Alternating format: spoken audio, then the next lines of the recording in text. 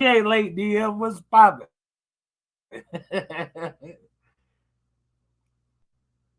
We was in here the whole time listening, looking at your comment. What's going on? Hey, Gershon, say something. There we go. What's going on, everybody? Uh-oh.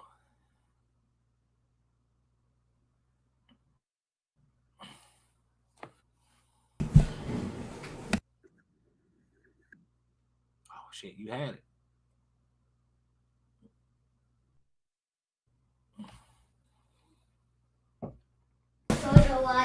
Purple 101, what's good with Yo, you, DM? DM, What's what's good with good? you? Proper 101, what's good?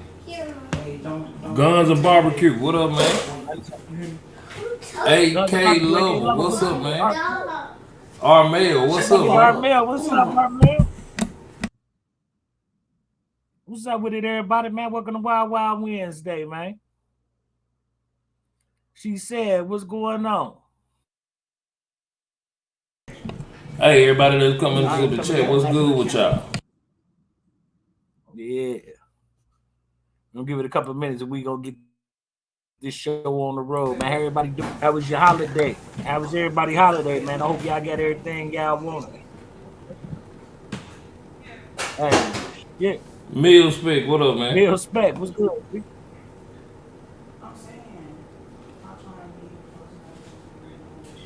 Calvin Carbine. That's a trill CC, ass what up, name, man? bro. Calvin Carbine. That's a trill ass name. I ain't even know who. Calvin Carbine.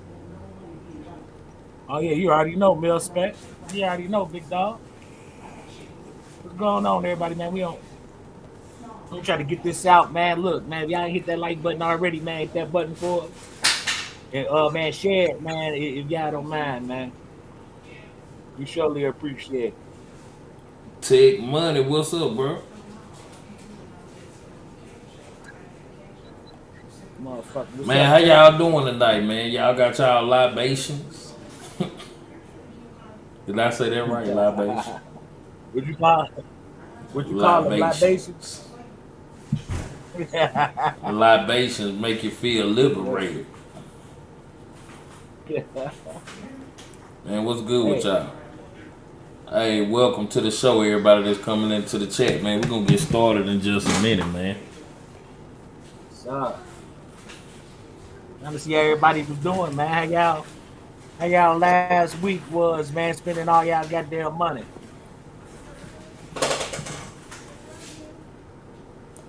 Y'all Hey, know while y'all it's get settled and come on in, man, I got a throwback message for y'all.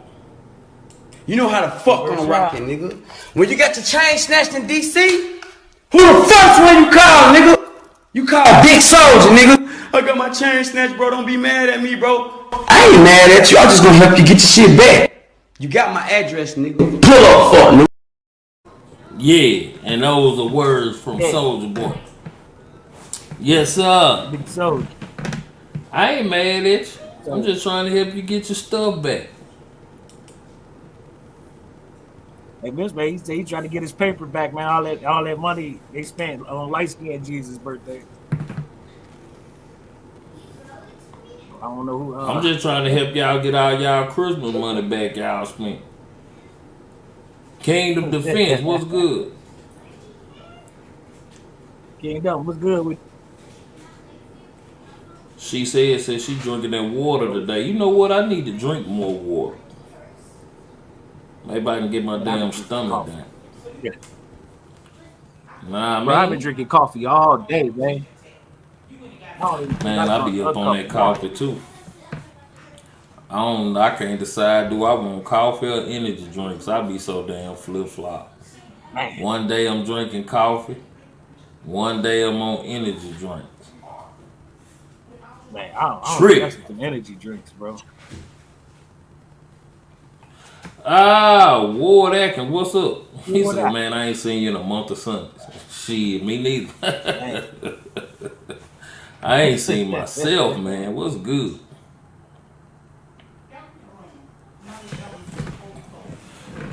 Hey, so while y'all coming in, man, we gonna go and get straight into it, man. So look, we gonna, everybody will catch them up when they get in, man. But tonight we gonna be talking about self-incrimination. You know what I'm saying, and how much snitching is too much snitching, or how much talking is too much talking when you being confronted by law enforcement. I don't know, everybody age gap or generation, but I was sitting back watching the Young Thug situation, and a lot of people in their little criminal cases folding like a motherfucker, and shit, they tell it. Shit, bottom line, they tell it. So that even relate to us in the 2A community. You know what I mean? Because in a self-defense situation or just any situation involving with the police, like shit, even as a law-abiding citizen, how much talking is too much talking? Because last week we were talking about holding court in the street, and really, truthfully be told, shit, we ain't supposed to be holding no court in the street. Gotta let the police do what they do, and you do what you do, and shut the hell up. You know what I'm saying? But a lot of us can't do that. You know what I'm saying? So, how many of y'all in the chat ever been confronted by the police and didn't know when to shut the hell up or just told on yourself? Or how many of y'all just got a habit of just telling shit, period, anyway? Things that don't need to be told. Y'all know who y'all are. I don't know who you are. You know what I'm saying? Calling it. Because I don't get a chance to interact with all y'all on a day-to-day basis. But how many of y'all be telling around this motherfucker? Are y'all the people that y'all homeboys and homegirls and family members can't stand to see coming around because y'all gonna tell some shit? I ain't lying. Everybody who wasn't there. Joseph Harris, what good? And calling everybody who wasn't even there. Millspec said, I ain't no rat. Bro. I know a lot of people be telling and shit. I got a dude I work with. He'll tell on his soul, boy. Shit. That boy gonna tell it and tell everything. Man, that boy tell on Jesus, man. For real. That boy tell on God, man. Man, bro. Looking at that young Thug situation, man, seeing that man off in court, man.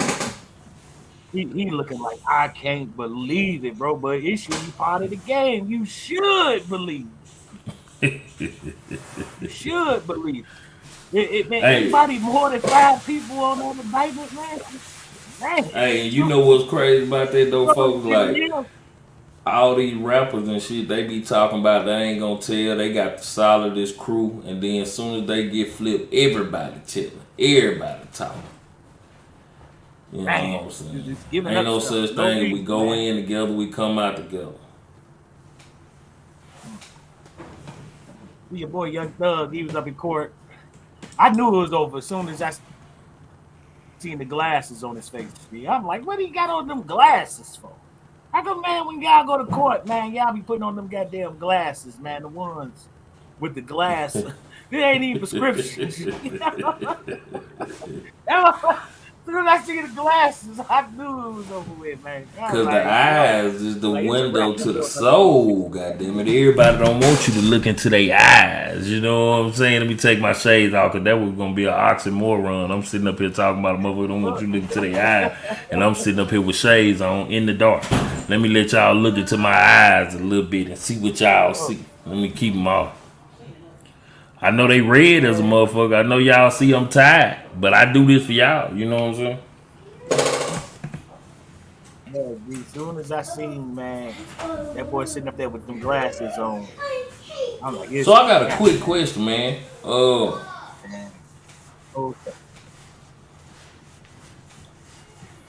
Any of y'all ever had the self-defense situation and told on y'all self? That's the question of the day. Me expect say I'm trying to look sophisticated. As soon as the police ride up, you like. Now he said he was not you. I think he talking about Young Thug. Hey, Millspec, you talk about Young Doug. He's up there trying to Shit. look Yeah, his sophisticated ass for gonna be y'all. looking. His ass gonna be looking sophisticated on 23-1. When he's sitting up in the cell reading them books, trying to goddamn it act like he's smart and shit. He gonna know a whole bunch of words when he get up out that motherfucker. You know what I'm saying? He gonna be like T.I. I using think all they're them about to big give ass him a words. gang of years. I think they're about to give him a gang of years, man, and get a boy. What's that boy name? Tory Lanez. I think they gonna get that man a gang of years too, man. Oh, they He's telling in that always been one situation of too, but hell, I don't know because somebody just said it was a female shooting and not him. I think. yeah. Well, they said it in court, man. I think he on the pill, bro, but they want to break him, bro. They want to break him. They Yeah, want they to break trying to him. break that boy down. Because they trying to hit his pockets, man. Yeah, that's They'll what let I'm him talking about. appeal, When you man. They playing with have the police shit, you know how they do. They gon' when you playing with them laws, they gonna make sure you run out of money. When you run out of money, they got you. yeah, They got you. man. If I know I'm dead to the wrong shit, you can just put that on my commissary. RGG, what's good? I ain't finna. I love Hey, I ain't finna sit up there and it. I ain't finna sit up there and play with them folks like that. Nah, man, you Man, but gotta look, stay on the course. I got a special guest I'm gonna bring. Y'all met him last week, but I'm gonna bring him back because he got something to say on this subject matter. You know what I'm saying? He got it's so we gonna call this segment story time with Willie Biggs. We gonna let him come on Willie Big, Willie Big. yes sir. They They call call him him Willie Willie Big, Biggs. Willie Big, Willie Big. Yeah, What's that's my good? joy, What's Willie good? Big. Lou, what's good, Taggers, What's man? up, what's up, man? man? What's up, Jules? What's How up y'all with it? doing What's up out with it, there? bro? Man, slow Man, boogie, what's going down? What's going down, man? Man, we good, bro. How you feeling tonight? Oh man, tired, man, but you know how it goes. Show must Shit. go on, man. I know, shit. I yeah. was right there with you doing the same thing today. Hell, I know you're tired, cause I'm tired. Yeah. Yes, sir. But you know, we keeping it going, we grind. So Lou, we gonna go and jump into it, man. We 12 minutes in, man. The show got a roll, you know what I'm saying? So you know the topic. We talking about, how much snitching is too much snitching. Now, last week we introduced you to the people for the first time, talking about you want to get your gun rights back and different stuff For sure. like that. And you did some time, so you've been around a lot of goddamn people in the joint. That you know what I'm saying. So you familiar with a lot of different characters. And in addition to that, you know what I'm saying, going to prison, you also had a little situation that I know about, but you may want to share with the people if you're comfortable talking about that, about being in a situation, having to use a firearm and being questioned by the police. How did you? Because I mean, it's one thing to talk about that shit and say, yeah, I'll be quiet, I'll do this, but until you in that situation, you really don't know what you're gonna do. So if you comfortable talking about that situation, which I think you are, bro, give us a rundown on your situation and how you chose to go about handling. Okay, first of all, I'ma say any snitching is too much snitching. Shut your mouth. Especially if they got your ass, shut your motherfucking mouth, man. Don't say nothing. You can't tell a little. You can't tell a little something. The right to remain silent. Use that. You know. That's number five.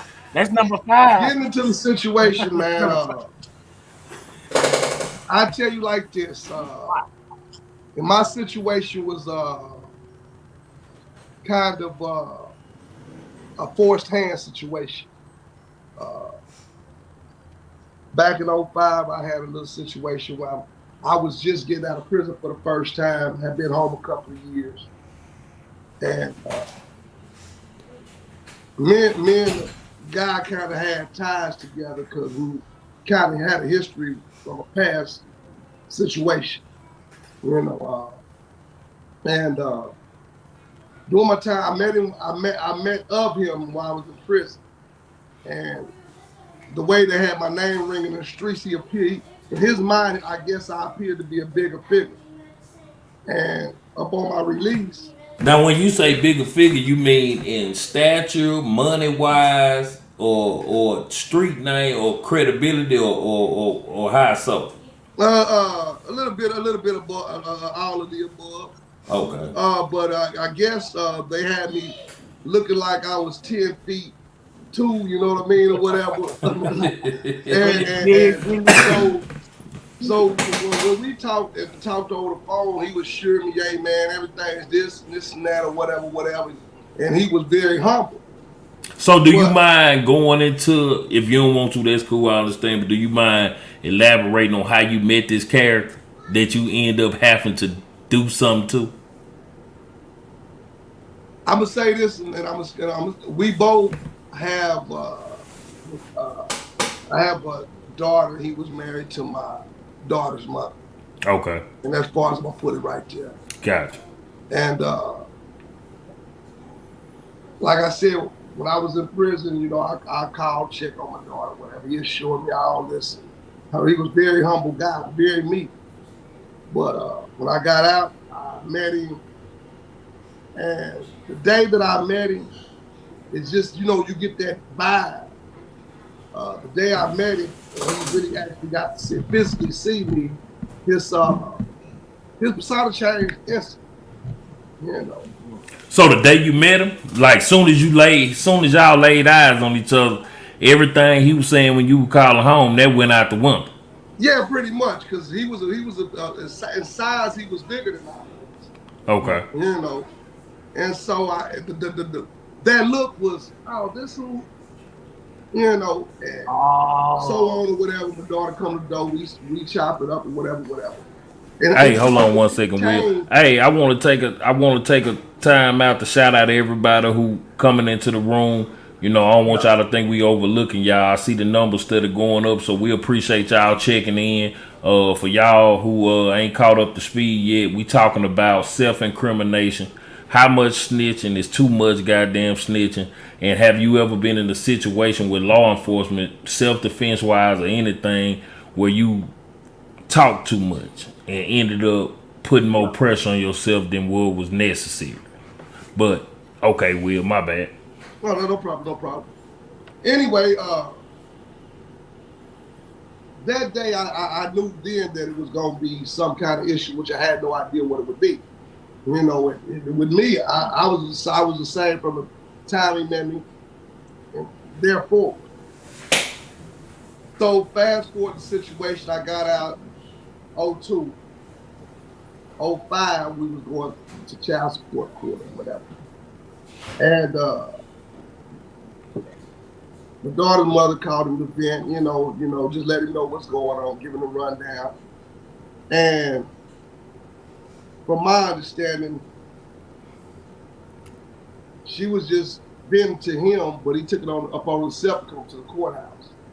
So he made it to the courthouse that day, approached me in a disrespectful manner. And from the door, I tell him, hey, look out, man. You want to talk like me and we can talk. Other than that, I ain't got no words for you. We on about our business. That was like on a Tuesday or Wednesday. And he cursed and all kind of nonsense. He got a little belligerent with you. So he got a little belligerent. Yeah. Let me ask you this, Will. So you saying this man has something to say about your situation with your child and your daughter mama? Correct. Okay. Yeah. Hey, man. Carry on. And so, man. And so, you know, I handled the situation the best I know how. Look out, man. You know, you want to talk like two men, we could talk. Other than that, I ain't got no time for bumping or whatever. So we go to court, handle that court date that day. Get out of court. I go on about my week as normal. I had just opened up a barbershop. I had just got finished school, opened up a barbershop and everything. And one of my partners was also one of his associates or whatever. And so that evening at the court, apparently they had hooked up or linked up or something. And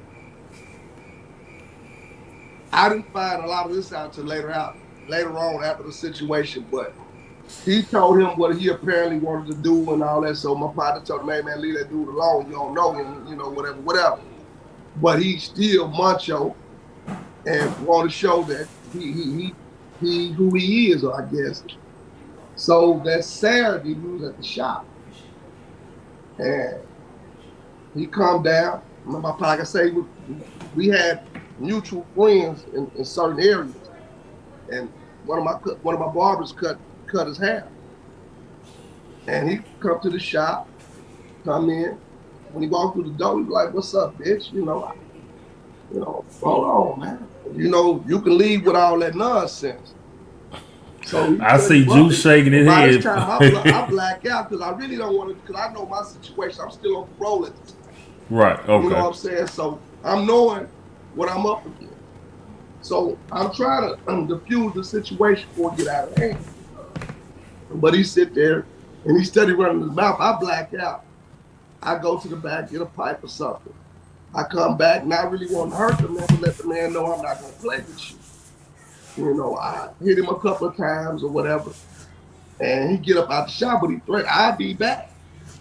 Okay. You know, first I paid it over. I kind of blew it past, okay, yeah, whatever. But I thought about it because I had been shot previous myself. And just that morning, somebody had got murdered that morning. And I'm looking at the situation from a broad perspective. And we kept a firearm on the premises. The guy who actually owned the building. And we kept a firearm on the premises. So some just told me, go strap up just in case.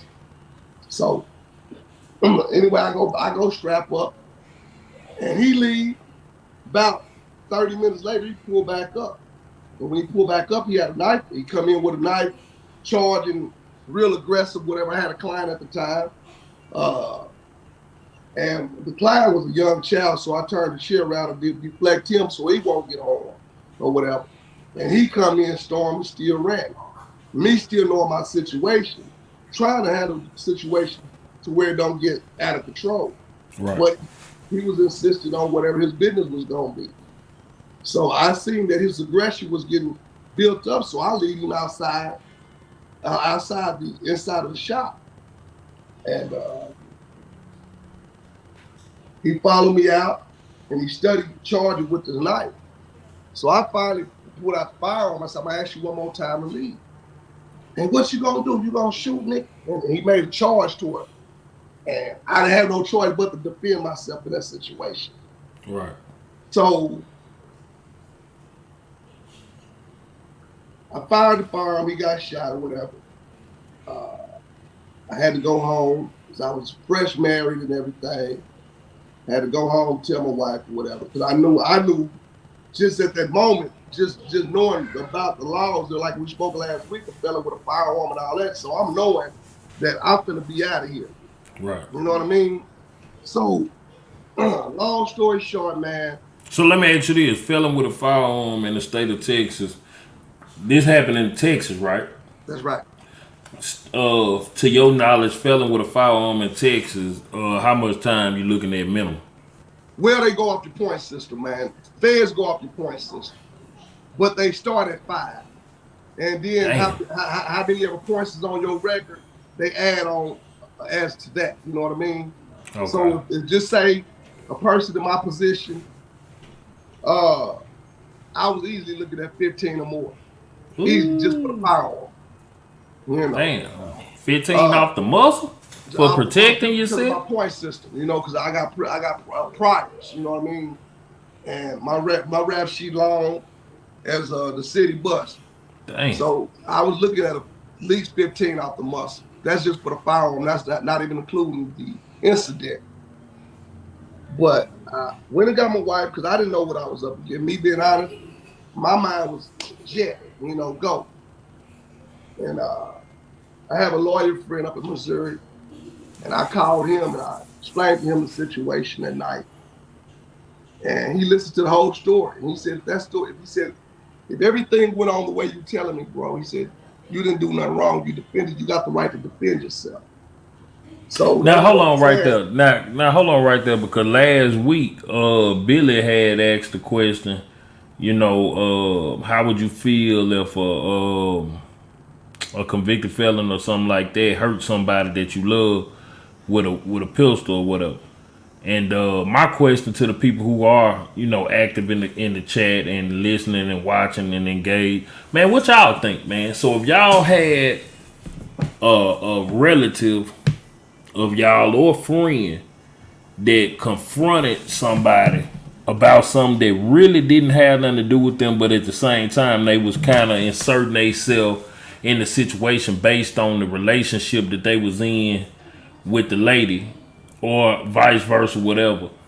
How would y'all feel in that situation with a person being a felon and shooting them? You know, because last week the topic was, should a felon have the right to bear arms? So this is kind of like piggybacking off that, kind of sort of. It's not really about being a felon, but at the same time, this coincide with what Billy was saying, because y'all hearing Will's side of the story, and you know he know what he been through. But you know, I just want to talk to y'all in the chat and ask, you know, how would y'all feel about that situation? Would y'all feel like him as a felon, he shouldn't have had that firearm, or how do y'all feel about that situation? But my bad, Will. Go ahead. No, it's all right. But like I said, that was that Saturday, and so I got out of Dodge for a minute, and that Monday morning I called my PO, and I was explaining to her what she already knew, you know, because being that you on parole and the police was called in 15 minutes, she know everything that's going on. Just being honest about the situation. But when I called her that Monday morning, she played as if she didn't know what was going on. So I called her, hey, what's going on, and so and so. Now who is this lady again to you? What relationship was she to you again? She was my parole officer. My PO. Okay, so by now you talking to your parole officer. Yeah, this is Monday morning. Okay. I called her first. As soon as the parole office opened up, I called her and let her know what's going on. So I called her, hey, how you doing, Miss So-and-so? I say, she asked me how I was doing. I told her, well, over the weekend I had an altercation. I explained to her what happened. And she was like, where you at? I said, well, I'm not going to let you know where I'm at. I said, but I'm not going to run. I said, you know, I just got married and everything. And I want to spend a couple of days with my family before I turn myself in. So she inquired on you, when you going to turn yourself in? I let her know. I said, I'll be that Wednesday. Now, at this time, she let you know that she knew what was up? Well, or she still... after I explained everything, yeah, she let me know she knew what was up, and you know, made sure I didn't run or whatever. I told her I'm not going to run. I said, I just want to spend the time with my family or whatever. And, now, let me ask you this. Now, going into that situation, you told her, I'm not going to tell you where I'm at, whatever. I want to spend time with my family. Now, right there, for somebody who in that situation, felon or not, you know, would you advise them based on your situation from what you've encountered to not directly turn themselves in right then? Or was that just something you chose to do not knowing how it was going to turn out? Because what if they had to send a manhunt out for you? Well, he ain't died, did he? Nah. Okay, but by him not dying, what if they had to send a manhunt out? Did that play in your mind? Like, damn, they might send the people looking for me, or what was you thinking? All that played out of my head, man. I'm gonna be straight up honest with you, because like I said, at the moment, I didn't know what I was looking at. I was prepared to go ahead and go, walk that walk. You know what I mean? Because the situation was done, couldn't be taken back, and it was what it was. So I was mentally preparing myself to go ahead and take my journey. You know what I mean? But like I explained to her, let me spend some time with my family. Because she knew my situation. She knew I was a stand-up guy. So she was understanding. She was just like, don't run. I told her, I said, I'll be there Wednesday, turn myself in. Okay. So that Wednesday come, I make it to the police department. And when I enter into the intake area, officer that approached me used to be a narcotics officer, and she knew who I was very well. And being the time over the years that I was gone, she got promoted from narcotics to lead detective. And she said she actually had played a part of sending me to prison. So when I get into the intake area, they take me back into the interview room. She, sit down, hey, how you doing, Mr. Williams? And we chopped it up for a second.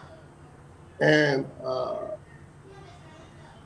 so at this time, you mind telling me what happened? So at this time, y'all face to face. Yeah, but I'm face to face with one of the officers that sent me to prison the first time I went down. So we sit there, we talk, and she was like, "Do you mind telling me what happened?" I said, "No, I'm gonna tell you everything that happened from the exact day where it started." Okay. And so. All right, now I gotta stop you right there because we gotta dissect this thing a little bit because the topic is how much snitching is too much snitching and self-incrimination, because not in your situation, but a lot of times with rappers or just people in general, it could be street people, it could be regular civilians or whoever. Oh, they told on me. But some of the things that they say and do or put on social media, they don't realize they really kind of telling on themselves. You know what I mean? So all this happened in a self-defense situation, and now it's time to talk to the police. Now let me ask you this: did you have a lawyer present while you were talking to this? No. So this is just you and her talking. Yeah. So not having a lawyer there, were you sure what you should say? And by you when you told her, I'm gonna tell you everything that happened, from your code of conduct and knowing about the streets and doing time, would that be considered self-snitching on yourself, or looking back on it? My situation, I'm gonna tell you, you got, like you said, you got to know when to speak and when to hold your tongue.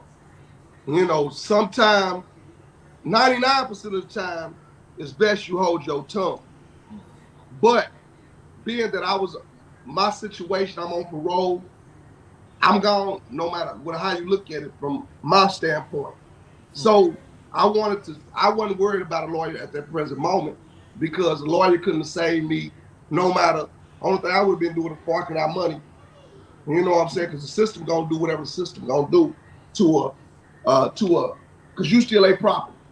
Now let me ask you this: had you not been on parole, would you have still done it the same way, or would you have had a lawyer? I would have got a lawyer. If I wouldn't have been on parole, I would have immediately had a lawyer retained and everything. Okay. You know what I'm saying? But being that I was on parole, I'm still property of the state. When you on parole, probation, you property of the state. So whatever they gonna do with you, they gonna do anyway. Now, I will say this. If you try to play self-defense, get you a lawyer. You know what I'm saying? But if your situation is truly self-defense and you can bag up what you're saying, it's okay to speak to a living. That's my opinion. But as we sit there and we talk, I told her, I'm going to tell you what happened from day one. We didn't talk about the day. Hey, not to cut you off, Will, but Danny, shout out to Danny, man. That brother left me a cold message, man, about his experience or whatever in his life. Man, if you comfortable, Danny, I would like to bring you on camera, man, and let you chop it up with us, because you got a powerful story too, man, on your situation. I would love for you to come on here, brother, and interact with you tonight. Like I told you yesterday in the comment when you replied to the show, man. Shout out to you, bro, because you been through some things too. I would love to hear your insight on it too, from your perspective. But my bad, we'll keep going. Oh, no problem. Anyway, I told her, I said, I'm not going to start today that the incident happened. I said, I'm going to take you to the very beginning of the situation. Okay. And see, that Tuesday or Wednesday when we was going to court and he approached me, it was two lawyers outside of the courthouse holding a conversation. And one of the lawyers I had hired previous back in my prior years, you know what I mean?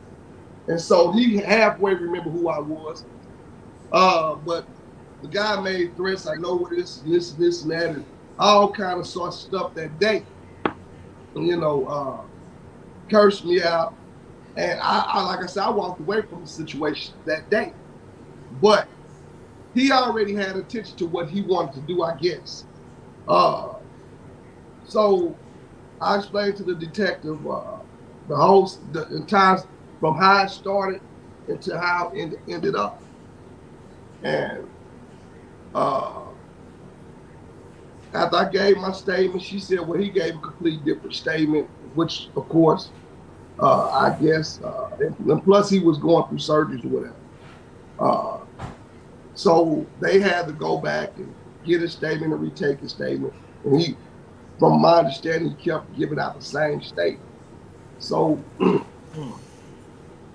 after turn myself in, the detective looked at me. She said, I know I've been knowing you for years, never known you to be, on some dumb stuff. So I'm guessing he was taking the victim stance. Yeah, he was playing victim. Yeah, he played victim the whole entire time. Okay. And what's going on, everybody? Hey, let me, man, bro. Kick up does what's good. OG, $2 what's good, man. Ski that what's good. Ghetto what's good, man. Yeah, what's up, everybody, man? Welcome to Wild Wild Wednesday. Hey, but Will, man, bro, sitting here listening to this, man, this shit hard to stomach, bro. I'm gonna keep it a buck, man. Like, hey, he started this shit. He bought a knife to a gunfight. Well, back up, Juice. Before he brought the knife, he came up there on the rah-rah and got hands put on him, and he didn't want to accept that like a man. Then he come back with the knife. Yeah. Man, so I tell the detective the whole situation. She played it out in her head while I'm sitting there. And the last remark she made to me, she said, Mr. Williams, I've been knowing you for a long time. She said, now if this would have been drug related, I'd be ready to send you back to prison. She said, but I know you, and your whole thing has always been about selling drugs or whatever. And she said, I never known you to be an instigator. She said, so what I'm going to do, she said, I'm not going to file charges on you today. She said, I'm going to do a full investigation and get all the witnesses' statements and all that. And I let her know about the courthouse situation and the lawyers that was out there, whatever. And she done her investigation. I wound up sitting in jail for a year for that situation, man. Okay. And after a year. All right, so let me ask you this about the jail, because that's what I wanted to get to too. I was just waiting to see, was you gonna say something about the jail part? Okay, now, with the jail situation, she didn't charge you for it, but like at that time when you sat in there, did you have a bond and just chose not to bond out, or they had a hold on you because of your parole situation? You had a parole hold. Once you got a parole hold, you don't get no bond, no none of that. Okay. You ain't getting out of jail. If you see a man go to jail and he on parole and he get right out of jail and say he made bond, he telling. He lied. He telling. He snitching. Don't be straight front with you. You don't get bonds on parole until parole clear you to go. Parole clear you to go. The state clear you to go. Okay. So if somebody on parole, now probation is a 50-50, but parole, you don't get no bond until the state clear. Man, that's deep, bro. So now can you now in your situation, because I want to dive into this a little bit to kind of get different perspective. Now, can you clarify the difference between probation, parole, and just flat time? And the reason why I'm asking that is because depending on which situation you was in, flat time, parole, or probation, would that have dictated, would you have even sat in jail anyway? Or because of the act of shooting him, you had to go to jail? Or was that only strictly because of parole? Like if you had a flat time from your sentence when you got out and that incident have happened, would you have had to go to jail at all? Or if you was on probation, would you have had to go to jail, and could you have bonded out? What was the difference between them situations? Well, if I would have walked my time down flat, I wouldn't have owed the state nothing. Okay. And chances are, if they would have felt that it was self-defense, I could have walked out the jailhouse the same day. Okay. You know what I mean? Now, with probation, it's a little bit different than parole. Because probation is like a foot in and a foot out. You 50% to the state and you still got 50% of your rights. Okay. With the probation. Because you haven't been totally convicted on probation. You have been found guilty, but you still have a few rights because you haven't been to prison yet. And it's more, the probation is more, I guess you want to say, 1 foot in, 1 foot out. That's the best way I can put it. You know, in parole, the state already, you their property. You know, when you're on parole, you belong to the state of Texas until your time is done, or wherever you may be, Illinois, Tennessee, Mississippi, wherever you at, you are their property, as long as you on parole. Okay. All right, so after that, you sit in jail for a year. Not in terms of your past, because that is what it is. You had already done your time. You just sitting in jail. What's going through your mind in this whole year? Are you in contact with the lady? You talking to your lawyer? They giving you feedback on what you looking at for the time? At this point, do you know if you looking at time for shooting him or just a gun, or what's going on at this point while you sitting there? Well, while I'm sitting in jail at times, like I say, I really didn't have I was still looking at, okay, I'm gonna have to face some kind of blues, you know what I mean? Because I know just that gun alone is starting at 5. And like I said, it's a point system to go along with it. So they could have gave me any parts of it. So at the time, my ex-wife, she was in contact with my PO. My PO stayed in contact with me on the constant. At least once a month, she'd come by and check on me and give me an update of what she knew. Okay, now this is your ex-wife, so this is the person that the situation stemmed from. No. Okay. My daughter's mother's the situation. Okay. I'm thinking. So, did you have any contact with your daughter's mother? And if so, was she feeling like he was a victim at that point, or did she kind of help you out with actually telling the lady, like, yes, they did get into it at the court to kind of help your case out? Well, actually, he started blaming her for the situation. And like I say, because I learned a lot of stuff after the fact. Right. But he started blaming her for the situation. And they kind of fell sour after the situation. And did any of that help your case? Well, no, not because really she kept her distance because my wife was on her business. My ex-wife was on her business at the time. Okay. So we really didn't need nothing. She stayed. My ex-wife stayed in contact with my parole officer, the county where everything took place, and she was doing what she needed to do. And it took for about 11 months for them to come up with a no bill. And I was no bill about 11 months later,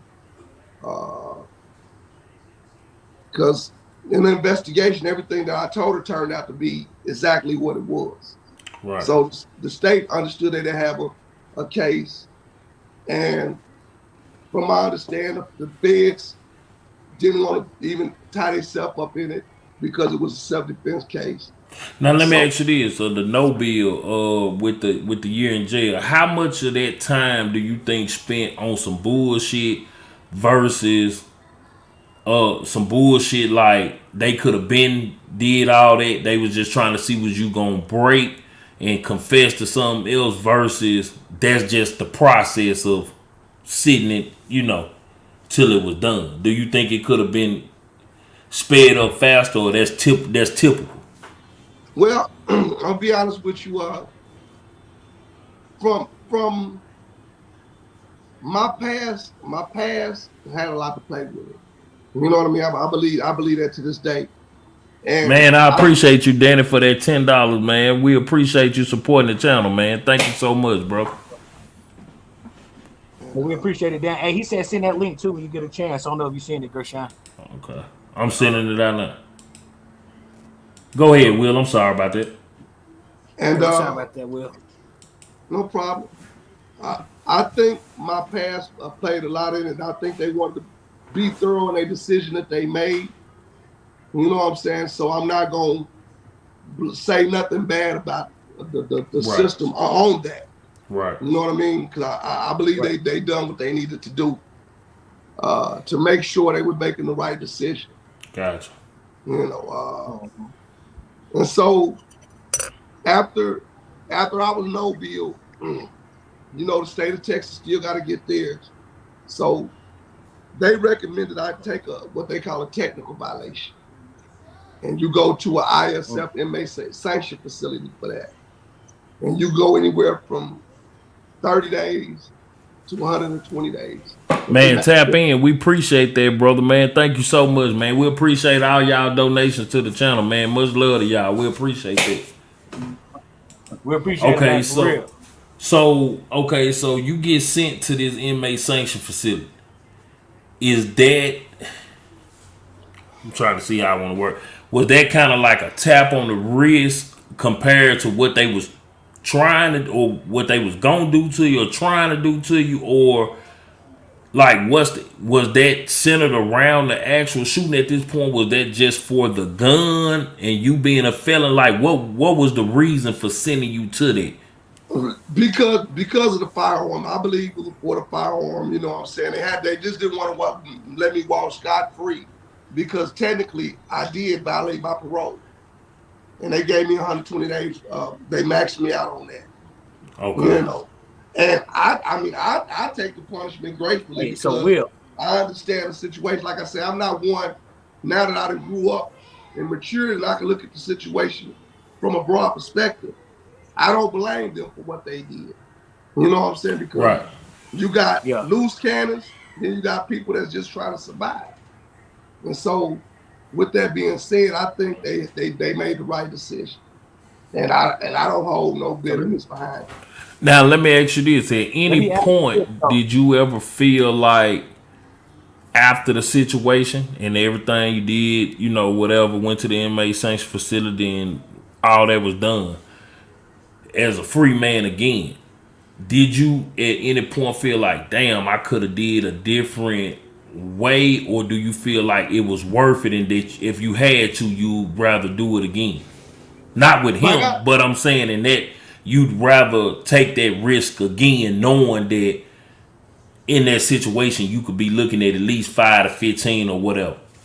As a man, I would tell you, I'd rather be judged by 12 than carried by 6 any day. And I don't regret my decision, because I try to diffuse the situation before it even escalated.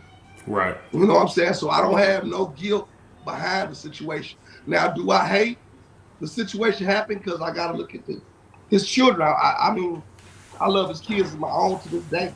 You know what I mean? Danny, we sent that link out, so all you got to do, brother, is just click on that link, and it'll bring you into the studio, man. And anybody else who might want to come in and chop it over with Will, y'all got any questions? And that question still apply to everybody in the chat, man. We need y'all engaged in here. We need y'all chopping it up with us, man. We need y'all smashing that like button if y'all ain't did it. And tell a friend, man. Y'all come check us out and let us know, in addition to this topic, what other topics do y'all want to see coming from Wild Wild Wednesday going forward in the 2A community, or just in general, man, because we here to talk about real life situations, socioeconomic situations, and just things that affect communities all across America, man. So, like, in that situation, how do y'all feel about self-snitching? Like, what is, you know, Will told y'all his situation on why he chose to deal with the authorities in the way he did, but sometimes when you get stopped by the police or get questioned in certain situations, sometimes you can incriminate yourself and say too goddamn much. You know what I'm saying? You get caught with a firearm.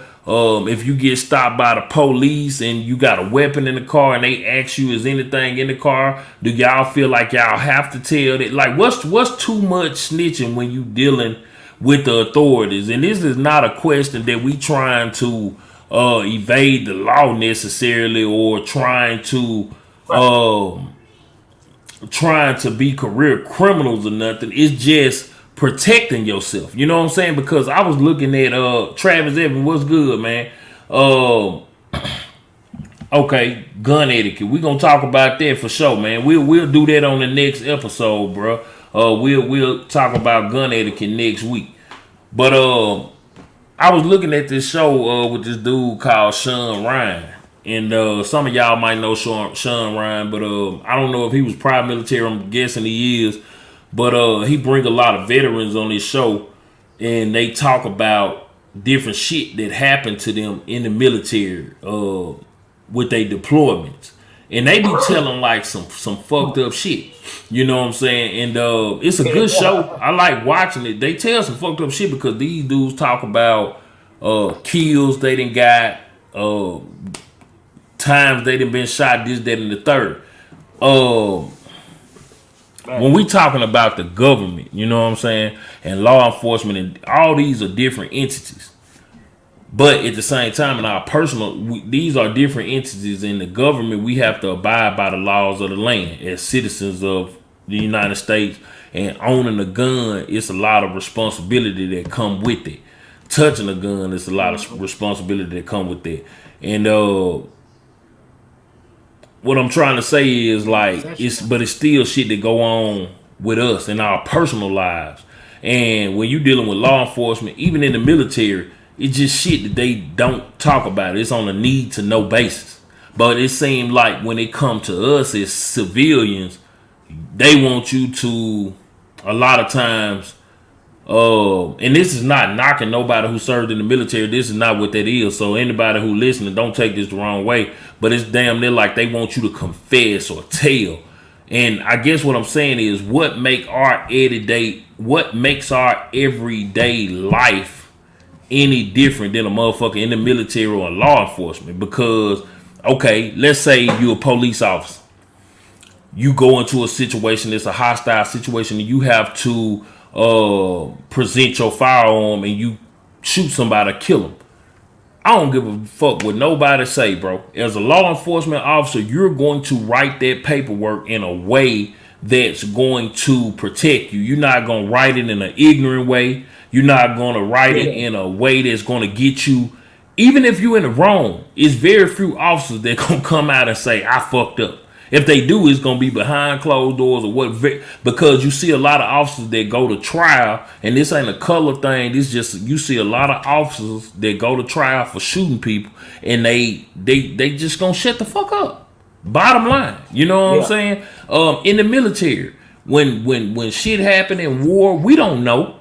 You see people on the news, they've been to Iraq, they've been to Afghanistan, they've been to different deployments. It's so many wars that be fought that we don't even fucking know about. But these people in other countries right now going through the trenches of some grimy shit.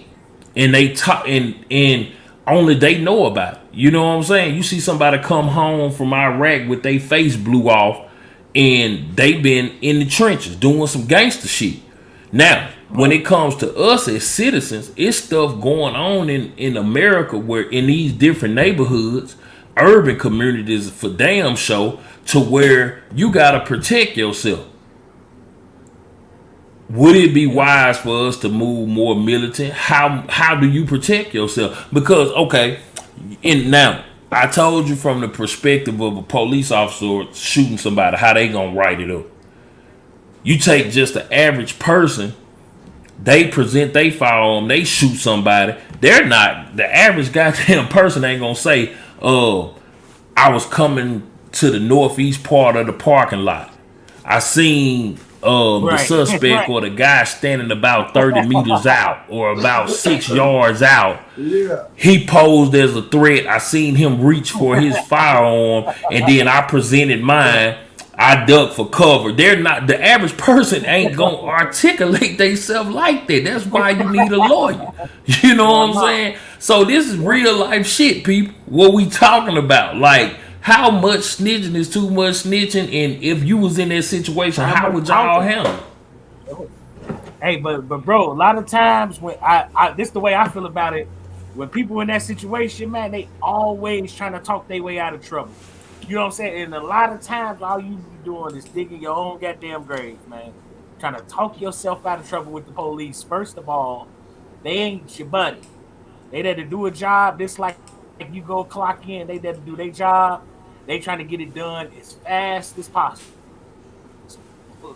You play up their day, man. It don't matter where you going after that. If you're going home or to the booty house, they don't care, man. And a lot of people don't understand that. They just don't click. They'll spill your guts, but man, shit, you might as well just be quiet. Now my brother Willie Biggs in that situation, he said he was already on parole, and he already kind of had a relationship with the lady. He said, "Look, I'm gonna keep it 100 with you. This what happened from day one, and by the graces of God, man, she took his word from his character and how she knew him from the past, and then did the investigation. Just imagine if she didn't do the investigation. But just imagine if she would have got the federal feds involved, because from my understanding, I thought that was a Fed case too. That's the question I was gonna ask. Would it be a firearm involved in that situation? Would that be a Fed case too? Yeah, because the Fed feds case? could have picked it up. The feds could have picked up the case easily. That's what I'm saying. But like I said, I studied the law library 6 years straight. At that time, I had 6 years of law library behind me. You know what I'm saying? So I wasn't ignorant to the law. That's first and foremost. Right. You know what I'm saying? If you don't know anything about the law, first thing you do, number one thing, keep your mouth shut. You know, in any situation. Like I say, my situation was a little bit different, and it had a trail behind it. You know, and so that was why I was able to speak on it. You know, and like I said, I belonged to the state at the time, so in my mind, I was gone anyway. You know, that in my mind, I was gone. Right. I didn't see nothing but God. And Sean said the police are not to determine if you're guilty, and that's real. I can agree to that. You know what I'm saying? I could definitely agree to that with no disagree at all. But I will say this: it ain't gonna stop them from pressuring the shit out of you. I will tell you this too. Yeah. It's the way that they write their report that have a major effect on the way the DA and the prosecutors look at your case. Right. You know, the way they write that statement out, that plays 80% of what that DA and prosecutor gonna look at. You know, so they do have a lot of impact on your arrest. They can't convict you, but they can damn sure do a hell of a job to make sure you get convicted. And they tend to ask a lot of goddamn questions. You could tell them, you know, I don't really want to talk. I want a lawyer, and they'll still be like, "Well, I'm just trying to get a little information, this, that, and the third." And you end up saying a little bit, and then you say a little bit more, and then next thing you know, you talking. You know what I'm saying? And that's not all police. You know what I'm saying? Some of them really do try to help you, but then some of them, shit, they just trying to, you know, whatever you want to tell them. You know what I'm saying? Good cop, bad. They got good cop, bad cop, man. Right. And like I said, with that situation, with the shooting situation, I had no choice but to, because he gave a statement, and as I learned from the statement he gave, he was the victim. So I had to open my mouth to go from day one. You know, but had it been any other situation, and I'm a free man. You know, I have no nothing, no dealings. So if I was to go get into something, I ain't got nothing to say. I'm getting me a lawyer and let's go to work. Now this is lawyer, okay? Because this is some shit I don't even know. I'm gonna be honest. I don't know. This is for real. I really don't know.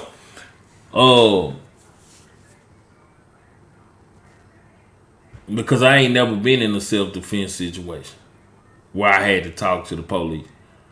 You know what I'm saying? A lot of shit I did when I was growing up, I was trying to get away with. I ain't trying to talk to no goddamn police. But as a law-abiding citizen now, this is shit that I want to know. So, lawyer, let's say you get a lawyer for, and not your situation, just a situation, self-defense, or just you shoot a mother. Anybody in the comment section that's a lawyer or Lou, you know, if you let's say you tell your lawyer some grime and shit, but this is your lawyer, not a quarter point lawyer. This is the lawyer you paying for out of your pocket. How invested in you are they? Do they have obligation to say, no, I can't fuck with that, I can't represent you? Or will most of them say, you know what, I'm gonna still represent you and try to get you off? If you tell them straight up, like, man, I did some grimy shit, I popped his ass. Yeah, and you depend on your money, that lawyer. You know what I'm saying? Because I tell you from experience. I guess what I'm asking is, do you supposed to half-ass lie to your lawyer too, or do you tell your lawyer everything? First of all, you want to investigate It the depends on lawyer how much money you got. that you're going to hire to protect you. Because you should be able to sit down and tell your lawyer everything. You should be able to. You know what I'm saying? They go back to your money. You know, if you ain't got no money, you know, shut your mouth. But if you got enough to get you a good lawyer, and this lawyer want to know, hey, just tell me the truth, and I work through the guidelines or whatever. You got those kind of lawyers. You know. That goes back to what Denzel said, bro. He said, "Hey, what you know is what you can prove." Yeah. Like, man, like, you know, if your money long enough, man, to fight this for real. But it's gonna hit you. Look what my man say, 30K. Like, it's gonna hit you. I got a feeling they hit your pockets, man. Man, bro. Damn. But it's just I tell, and I also say this, and I do know this for a fact. If you do, as a law-abiding citizen, have to ever fire your firearm to protect yourself, and you're a law-abiding citizen, you really protect yourself. Don't leave that scene. You dial 911. You call the police, and you wait there for the police to get there. If you were in a truly self-defense situation. Now, you just, like I say, it's limited to what you say, but it'll work better in your favor if you really protected yourself versus some street, I'm gonna do some grimy shit. You know. Right. Right. Yeah, that's real. It's such a sophisticated discussion, y'all. It's all about what you say, what they say, what them cameras saying, and how the report written up, what the judge think, what the jury them think. Man, bro, this is a situation where, bro, you almost gotta have a little bit of luck on your side, man. I want to ask this to the, because now it's cameras everywhere, man. I mean, it's on every corner. It's a camera, so you know. It all depends on what they see, Will. It all depends on what that camera see. Well, see, this is a question. This is a question I got for the comment section. How many of y'all are gun owners that know y'all actual laws in y'all state pertaining to using a firearm? Like, that's a question I want to know to the comment section. Like, doctrine, right to retreat, right to duty to retreat. You know, man, like these laws, man. You would think you in the right, man, and you totally bogus and out of the law. But like Michaela said, man, you gotta have some carrier insurance, man. We gonna be one of them channels to push that, man. If you gonna own firearms and do it responsibly, man, that should be number one, man. That carrier insurance, man, and it's cheap. It's like $40 a month, man, $50 a month. Like, man, and another question I got to ask y'all too, in the comment section, like, shit, man, how many of y'all, you know, Will was in a situation where he had to defend himself? You know what I'm saying? That's a person that know what they will do and what they won't do. How many of y'all know for a fact without a doubt that you will shoot a motherfucker if you had to? Like, not on no bogus stuff. I'm Yeah, saying like that's a cold real, question, Gershon. like real life self defense. How many of y'all, like, even if you told a gun, like, I don't want to hear all that bullshit. Be real with us, with the panel, with the chat. You know what I'm saying? Everybody, like, how many of y'all are actually scared to pull that trigger though in a self defense situation? Scared because you scared of what the police gonna do to you if you know, just because you don't know, or you scared just because you scared to kill somebody if you had to, or you scared to shoot somebody in general, even if you told a gun. Because a lot of times we say, I know I do this, and then when the time comes, you really ain't gonna do shit. You know what I'm saying? You just got a gun, it's collecting dust, you use it for a toy, because you could have the coldest goddamn hammer in the drawer. But if you don't know how to drive a nail, shit, what's the purpose of the hammer? You know what I'm saying? Shit, you could have a knife in the drawer, but hell, if it ain't sharp, it won't cut bread. You know, a lot of people walk around with guns, you know, legal guns, and still ain't gonna goddamn use them. You know what I'm saying? That's what I want. I want to know. You know, like, for real, and that ain't no shot. That is not a shout to nobody, because a lot of people in this chat probably do YouTube, or, you know, show yourself doing drills. So yeah, we know you will shoot, but like, we talking about it like just in an actual self-defense situation. How many people in the chat are comfortable actually defending themselves with a firearm? That's the question.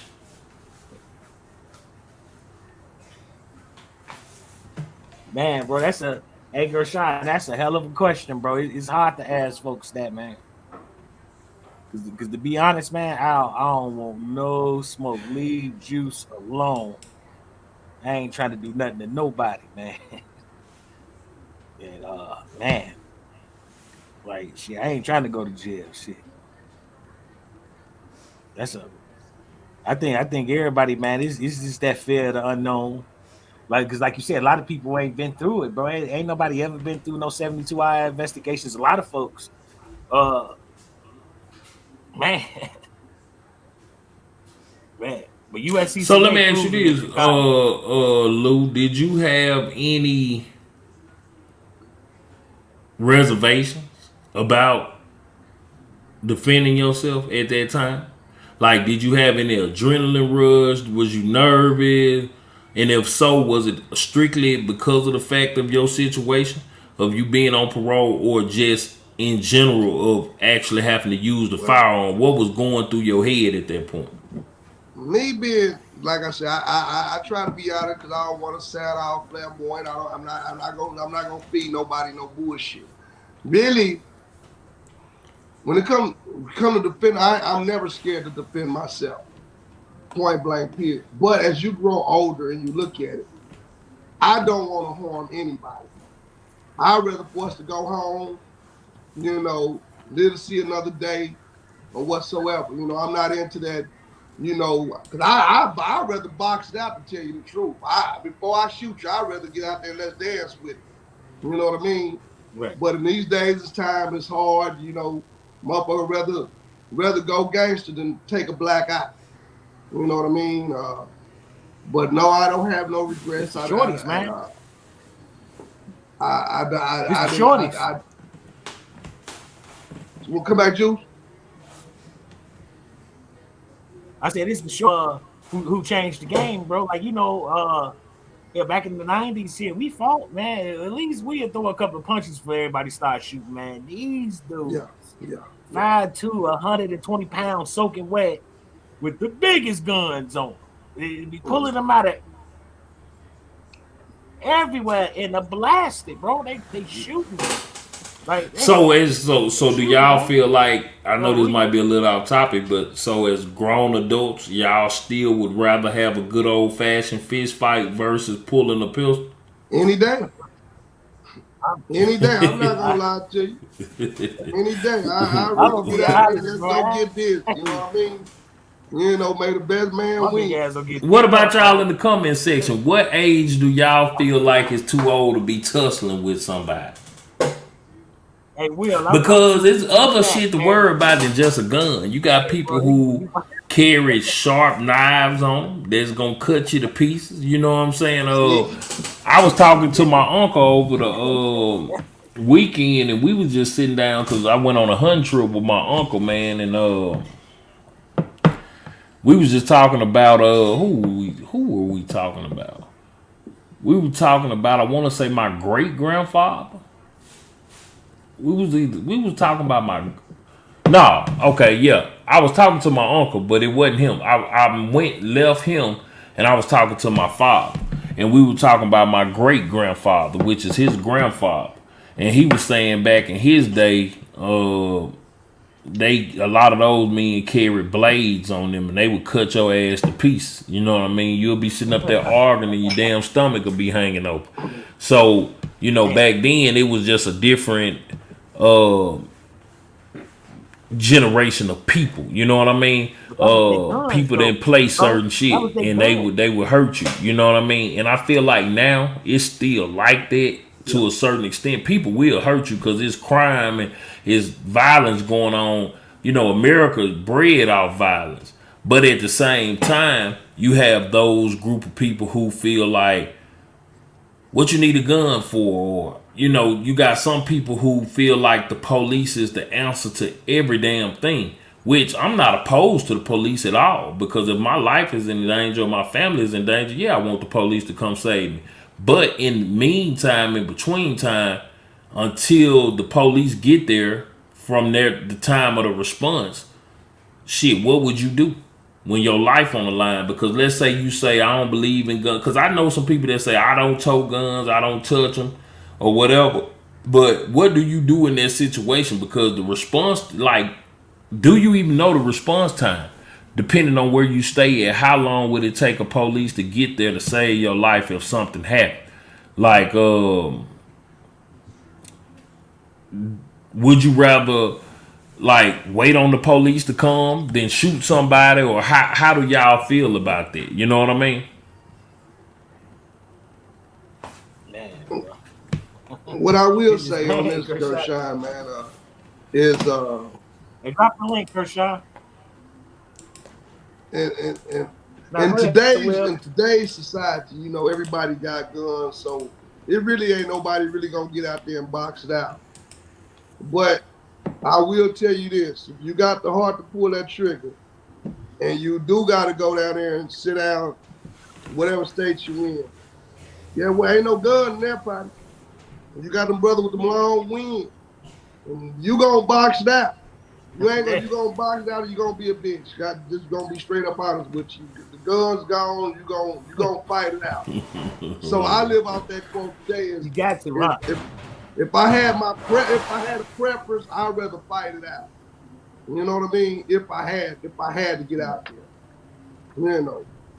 But today's society, that's real hypothetical. You know what I mean? That's real rap.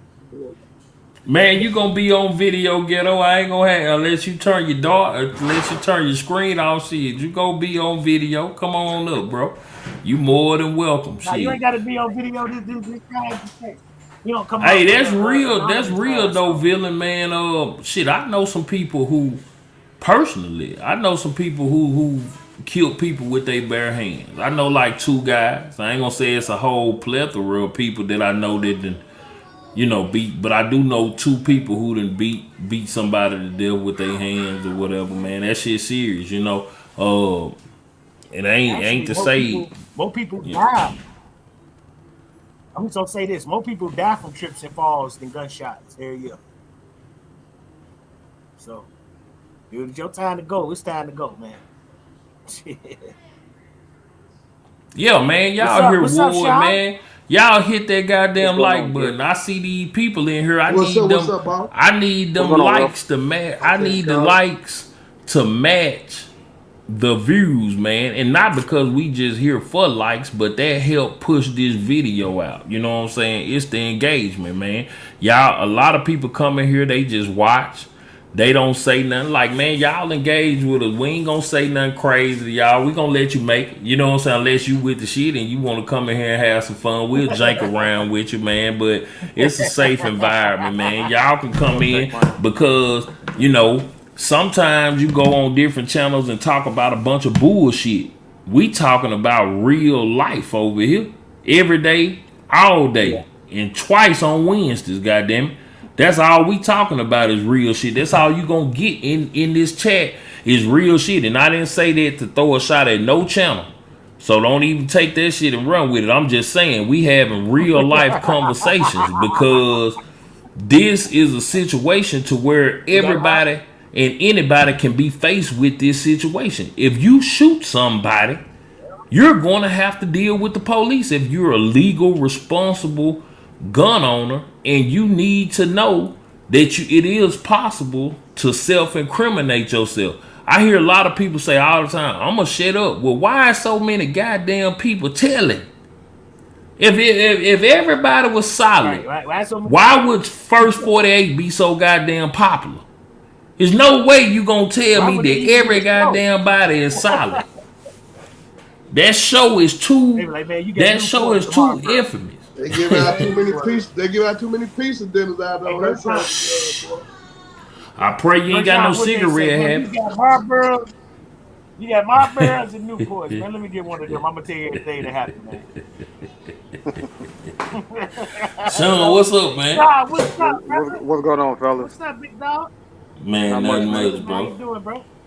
Doing pretty good. Hey, what's going on, big Will? What's going on, Chief? Hey, not much. Hey, I wanted to kind of chime in on something y'all said a little earlier about would you be scared to shoot? I'm not going to say I'd necessarily be scared to shoot. I would be more so afraid of the aftermath and what my family would have to go through with me if I have to do something like that.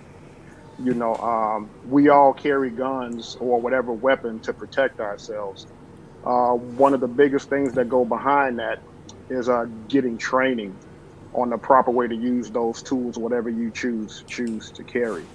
You know, it just comes down. Me, I've actually had to use my firearm in a situation before when I lived in Minnesota, and I can honestly tell you, I'm more afraid of a dog than I am a person.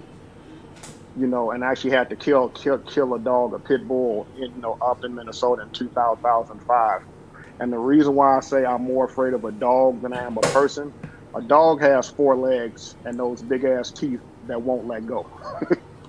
A person, I can get the drop on you just as good as you can get it on me. We got 2 hands, 2 legs. But a dog, that to me is like the biggest fear I have. They pop out on you. They can be on your ass like that. A person, look, you could be just as slow as me or as quick as me, and we both have the same opportunity. But a dog, That's what scares me the most. Now, when you shot that dog, man, how did that motherfucker sound when you hit him, bro? I heard this story, man. Cause Sean, I feel his leader, Copper Sports, and he told this story before, man. And I'm just messing with you, big dog, but you said in that defensive encounter, it kind of went blank. Like you really wasn't hearing too much of nothing. The only thing I saw, you look, and when they tell you that shit slows down, you see shit in slow motion, that's true. You know, when they say you're hearing, you can't hear certain things, all that shit is true. I don't remember the sound that the gun made. I just saw some big ass teeth, and all I remember was pulling my gun. And all I heard was a bark from the dog, like he got hit, and then took off. And then after that, I was talking to the cops about the situation. Other than that, I really don't remember a whole lot about it, except big ass dog, big ass teeth, shot a couple times, dead dog, talked to the cops. That's really all I remember. So let me ask you this: in that situation, shooting the dog and talking to the cops,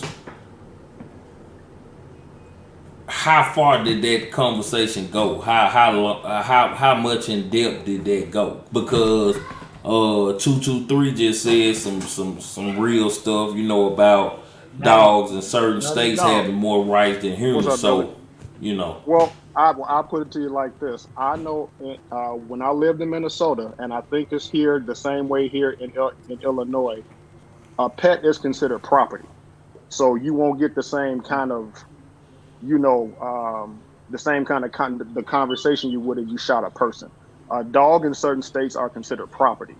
So at that point, it's not like, well, okay, well, you could have had a conversation with the dog. No, that's not something that you have an option to do with another person. You could have backed out of the situation. That's not an option you have with a damn dog. You can't reason with a dog, like you can reason with a person. So let me ask you all this, because that's crazy whatever, that you Ghetto. said that, because if you make a mistake and shoot a damn police dog, your ass going to jail. And that's crazy because once they put that police dog on you, man, how in the hell can a person sit there and tolerate that, though? Yeah. If this dog is biting at your groin, if you even punch the dog, you in violation. Like, how do they expect you to sit there and take that? You know what I'm saying? They don't care, Well, bro. These the same people that put these same dogs on our ancestors. It was the same situation. The thing about it, though, is that a lot of times, when it comes to stuff, that's a double-edged sword because a lot of times before they release the dog, they normally tell you surrender or we'll release the dog, or unless you're running from them, and they can't catch you and they have to, and they'll yell, I'm going to release the dog or whatever. So they're technically supposed to give you the option to surrender yourself before they just put that dog on you, unless it's some off the wall shit that you've done, like shot somebody and they just want to subdue you quickly. Right.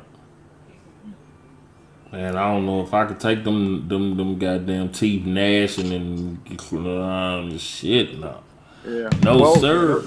Don't do no dirt to put yourself in that position, right? Yeah, man, I'm trying to do my best to stay upstanding. Shit, I'm trying, man. Look, the funny thing, bro, is that a couple of weeks ago I saw a video to where a guy was fighting this kid.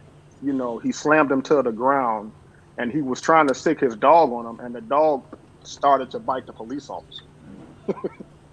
Damn. The dog? Yeah, hey. Yeah, the police dog started biting the police officer. So apparently the police dog thought what he was doing was wrong. Yeah. Dang. Friendly fire. Shit. You commit the crime. Dog said, I've been waiting to get your ass anyway. Hey, you ain't my normal trainer. Who is? I can't see who that is. That's Ghetto up there. Yeah, all right, what up, Juice? Rashawn? Ghetto, what up, bro? Oh, what's going on? What's up, y'all? Carver, what's up? What's going on, Ghetto? Hey, what's up, Chief? Y'all got some good conversation, man. I had to, get in on it. Man, appreciate it. What you got for us, G? Well, there's times where you need to snitch on yourself, and there's times that you definitely don't need to snitch on yourself. And it all depends on, it depends on a whole lot, but it depends on the evidence they got against you, depends on the situation that you're in. It depends on a whole lot and how they're talking, because if they're talking real big, that means they ain't got no evidence. They just trying to put a whole bunch of stuff out there for you to latch on and be able to, okay, yeah, I did that right there, yeah, right there. And then bam, you're done. Now let me ask you this, because if you're a person like me, I got to ask the question. What would be an example of when I need to snitch on myself? I want to know. I don't know, man, because even if my old lady caught me with the lady, I ain't snitching on myself. Like, damn. Well, he actually said something real vital. Because that's a whole when the lot. police got you dead to the right, they don't want no conversation. I mean, I can give y'all a story. When they got enough evidence, so they don't want no conversation. Right. You know what I'm saying? Because I got everything I need. If you don't want to talk, okay, fine, cool, bam. But when they don't have anything, they gonna throw anything out there to see what you bite on. To see if it'll stick. Exactly, to see if it'll stick. And it, like I said earlier, he said the same thing. You got to know when to open your mouth and when to shut your mouth. Now I'm Ghetto saying, said he got a Hey, story. We gonna turn this into story time with Ghetto. What you well, got yeah, for us, G? Share, share, well, you share could. something with him. So you can Yeah, also yeah. some. So you can also snitch on yourself and not snitch on yourself at the same time because it all depends on the situation. Now, I gave my story on RGG's some like a year ago, or whatever. So some of y'all know it, and I'm gonna try to shoot through it short. I can't incriminate myself, so I'm good. But I had left a comment earlier where I was facing 100 years, 100 plus years, when I was 17 years old. Basically, we went to a block party. Um, I didn't want to go because we were going on the enemigo side, so it was like, you stupid motherfuckers. But my brothers were going, so I had to go because they're my older brothers. You know, I'm not gonna stay at home. Anyways, so and that's also this is also a situation to where it's good to not have a gun. Like I know everybody's like, what? There's also sometimes where it's good to not have a gun. Basically, instead of going and grabbing the guns, I went and grabbed my knives. And I took them with me instead because, again, I'm 17 years old. We're going to a teenage party on basically the other side of the tracks that I was raised in. So I already knew that most of these cats ain't even got guns. So it's not even on that page over there. But I knew they didn't like us. Anyways, um, what had happened at the story, again, I'll go fully into it later on another time. But as soon as we got there, my brother started getting in a fight with the biggest dude at the party, which I already knew was going to happen because they're on the gangbang page, and these other people are just on some, snobby, let's get drunk and have fun page. They clashed. They got in a fight. While I was in the bathroom, I came out the bathroom. My brother had 5 holes in his chest trying to get through the sliding glass door. Dude in the house, he had him locked outside. Pushed the dude over. Got my brother in the house. Looked for my other brother. He was under the pile of people. I'm going to try to not make this graphic, but he was under a pile of people. I grabbed my butcher knives and just started cutting trees down until I got to my brother, grabbed him up, went to the outside. Again, I'm shortening this up, but Right. Now, hold on. went Let me to, stop you right there. Let's talk about We that got you. because a knife versus a gun. You said something interesting. You said you chose to grab your knife. yes. When you using a firearm, shit, you could shoot somebody and not even stay to watch the body drop. Right, You but know I what I would have killed mean? But everybody. I would have shot the whole party up and I'd be in prison right now for the rest of my life. well, the reason Me, why I say that is because when you use a knife, that's a more intimate situation. You trust know me, what I'm I know. saying? To stick somebody with a knife and shit and feel it scrape their bones and And the blood blood all over your body. all over you and shit, that's intimate. Everybody don't have the gumption to stab somebody. You know what I mean? Let alone shoot them. But so how do y'all feel about that? Like, if you had to choose a weapon to defend yourself, do most of y'all prefer a gun, or would y'all I'd rather prefer pick? a gun myself. What I prefer a gun. now whatever's available to me at that moment. Hey, yeah, Because that too. I feel if now when it comes down to it, if you have to defend yourself in a self-defense situation, you truly have to look at that next person and you have to dehumanize them.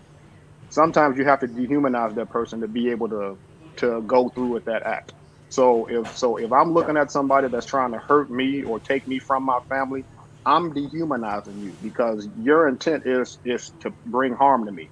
So in my eyes, now I'm dehumanizing you, so it's easier for me to do what I have to do. Right. So let me ask you this: how important do you feel like a knife is to your everyday carry? Do you feel like it's just as equally as important as the gun, or Hell yeah. probably Well, it it's probably the it all equalizer. depends on what you use it Man, for because sometimes most people use their knives for utility kind of shit. Cutting open boxes. You can use your knife if you get into a car accident, have to cut your seatbelt off and stuff like that. I don't look at my knife like that. If we're that close, if we're yeah. that close, and I can get to my firearm, I'm using that first. To stop the threat. A knife may not always stop the threat, even though a gun may not stop the threat. My gun is more likely to stop the threat than a knife is at that point quickly. Okay, now I like the fact that you said that about stopping the threat because that lead me to another side note. Do you think it's better to wound a person or kill them? For me, Self no defense. I'm comment. saying state law wise. No comment. Do anybody in the He said, comment no section comment. It want to was comment on that? Hey, Like hey, for real, hey, law enforcement wise, like because I've heard some people say, shit, you get more time for wounding them than you do for killing them. You know what I mean? you So might yeah. It be depends on where you're at. responsible Yeah. for them. You hear that from some people. You're gonna be responsible for them, bro. If you like, if they got to collect disability, you're gonna be responsible. That's why a Right. lot of But Look, times that people go for the kill. but ain't that just in the Commonwealth state though? right. But also as a Nah, human being, man. it depends on what they're trying to do to you. If they're just trying to hurt you and knock you out, you ain't trying to kill them, man. You don't want to try to kill them. Because if you do kill Right. them, all you're going to do is just replay that shit in your head the rest of your life. Like, man, he was just trying to whip my ass. He wasn't even trying to kill me. yeah, Why I got to take his life? but an But ass you never whooping know. can easily turn in. I knocked this dude out. He hit his head. Now he died. And then You dead. know, Yeah, exactly. Exactly. It all depends on the situation. you know. So I don't Hey, look but at hey, stuff as well. He's just trying to give me an ass whooping. I'm looking at this guy may be trying to kill me. Yeah. Yeah. You But know, if you if it's did, I think but if you beat them, if you fight them in a fist fight and you kill them, wouldn't that kind of turn into manslaughter though versus murder? Because well, now we talking about two different. You know what I mean? that's when my attorney comes into play. So regardless of what you do, see, some people have a misconception that like if you have concealed carry insurance, that that just applies to a handgun. You know, Right. that can apply to if you have to use a knife, if you have to use whatever's available to you. So self defense yeah. don't just mean I had to pull my gun out and shoot them, and then your attorney steps in. It could be a knife, gun, hand, as long as it's something that's justified. It can be classified as self defense if you, and that's even if you have concealed carry insurance. So just because you have concealed carry insurance doesn't mean it's just limited to your gun. I didn't know that. That's Right. something new. That's something new. Hey, but Ghetto, I gotta ask you this, bro. Yeah. 17 years old. Your Right. big brothers was the ones who decided to go on the other side of the Yeah. tracks, man, and go to this party. So essentially, y'all already knew when y'all left this house. Y'all left I y'all knew crib they because it was was gonna drunk. be cool. Right. Man, bro, would you would have handled that different? Like, Hell say, yeah, because my brothers are say pieces like, of shit now as adults.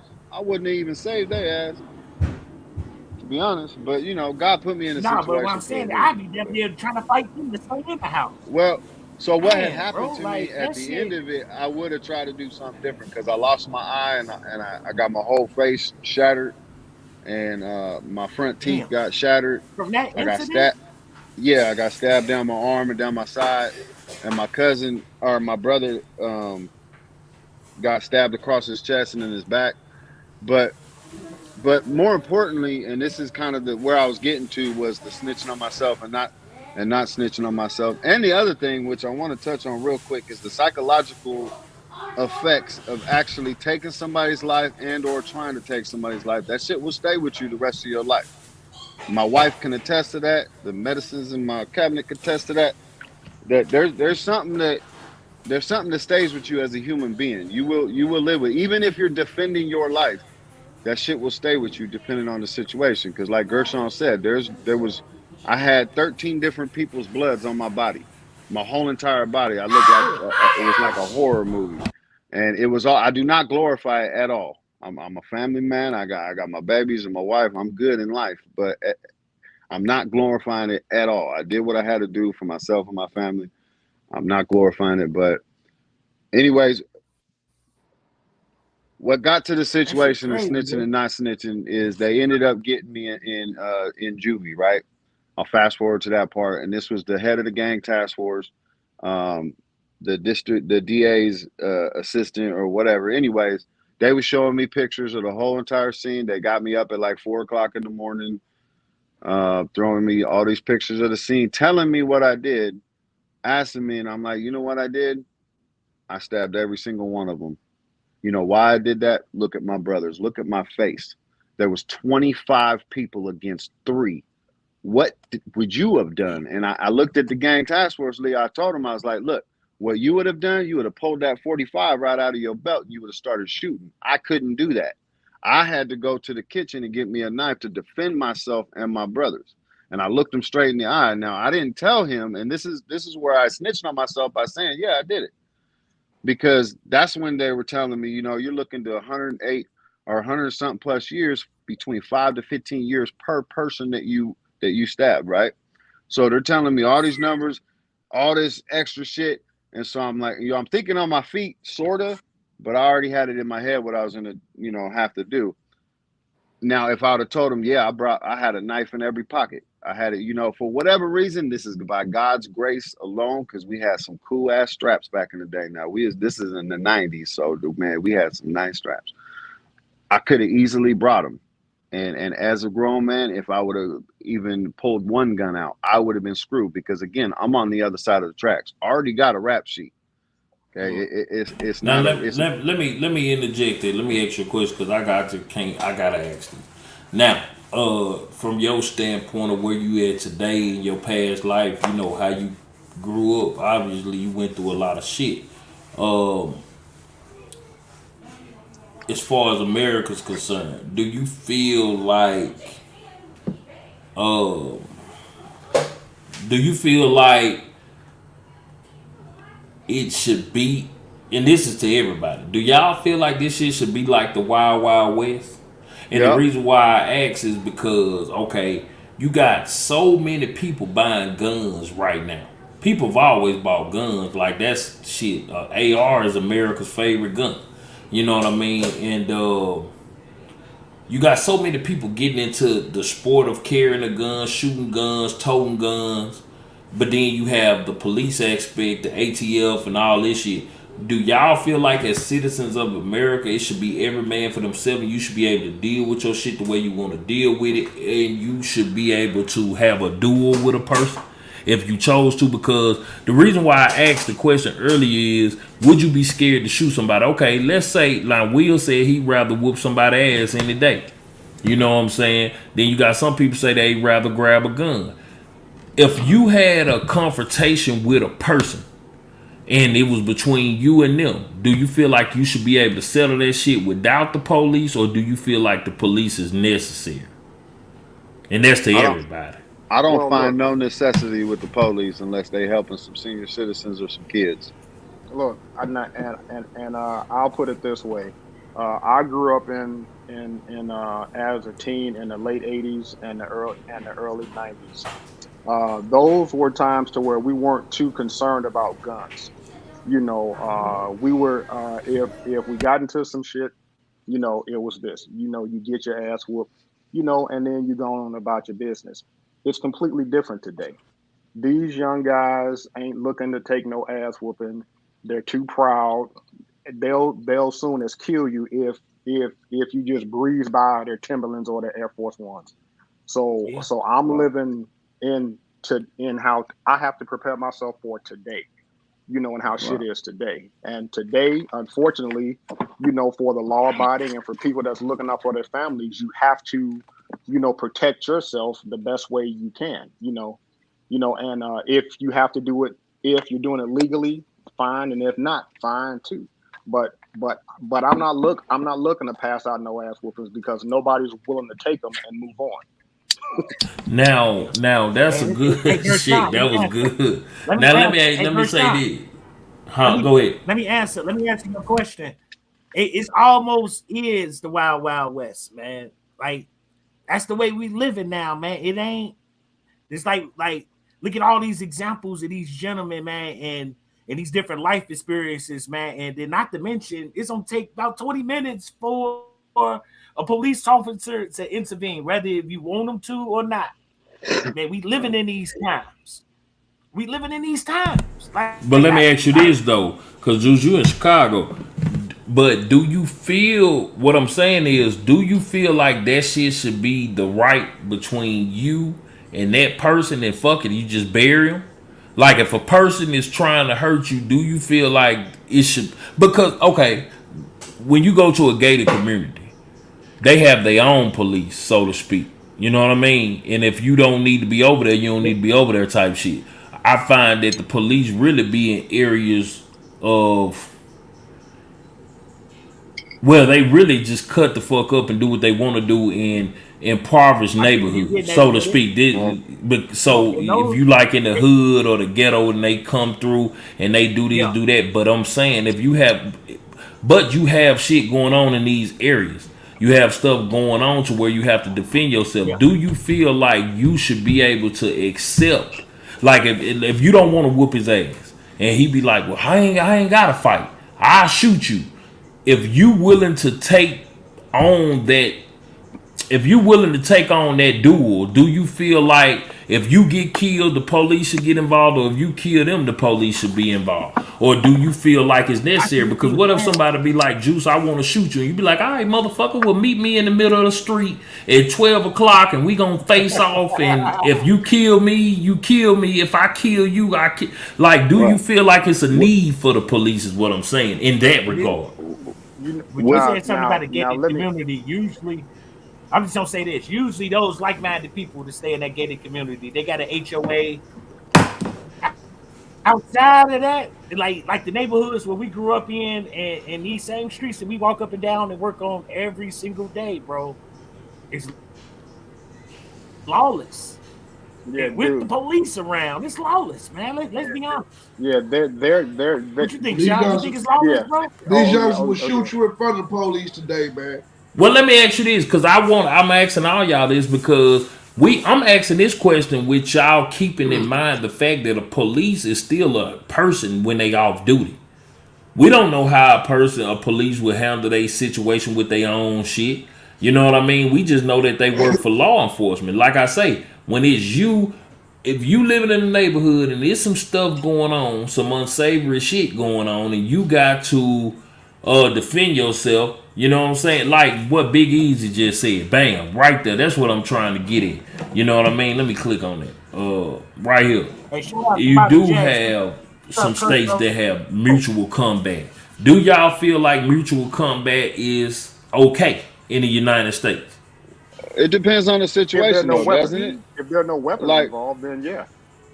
like to answer your question, Gershon, right? You were saying should the law enforcement get involved if you both mutually say, all right, we're gonna smoke each other, right? We're gonna try to kill each other, right?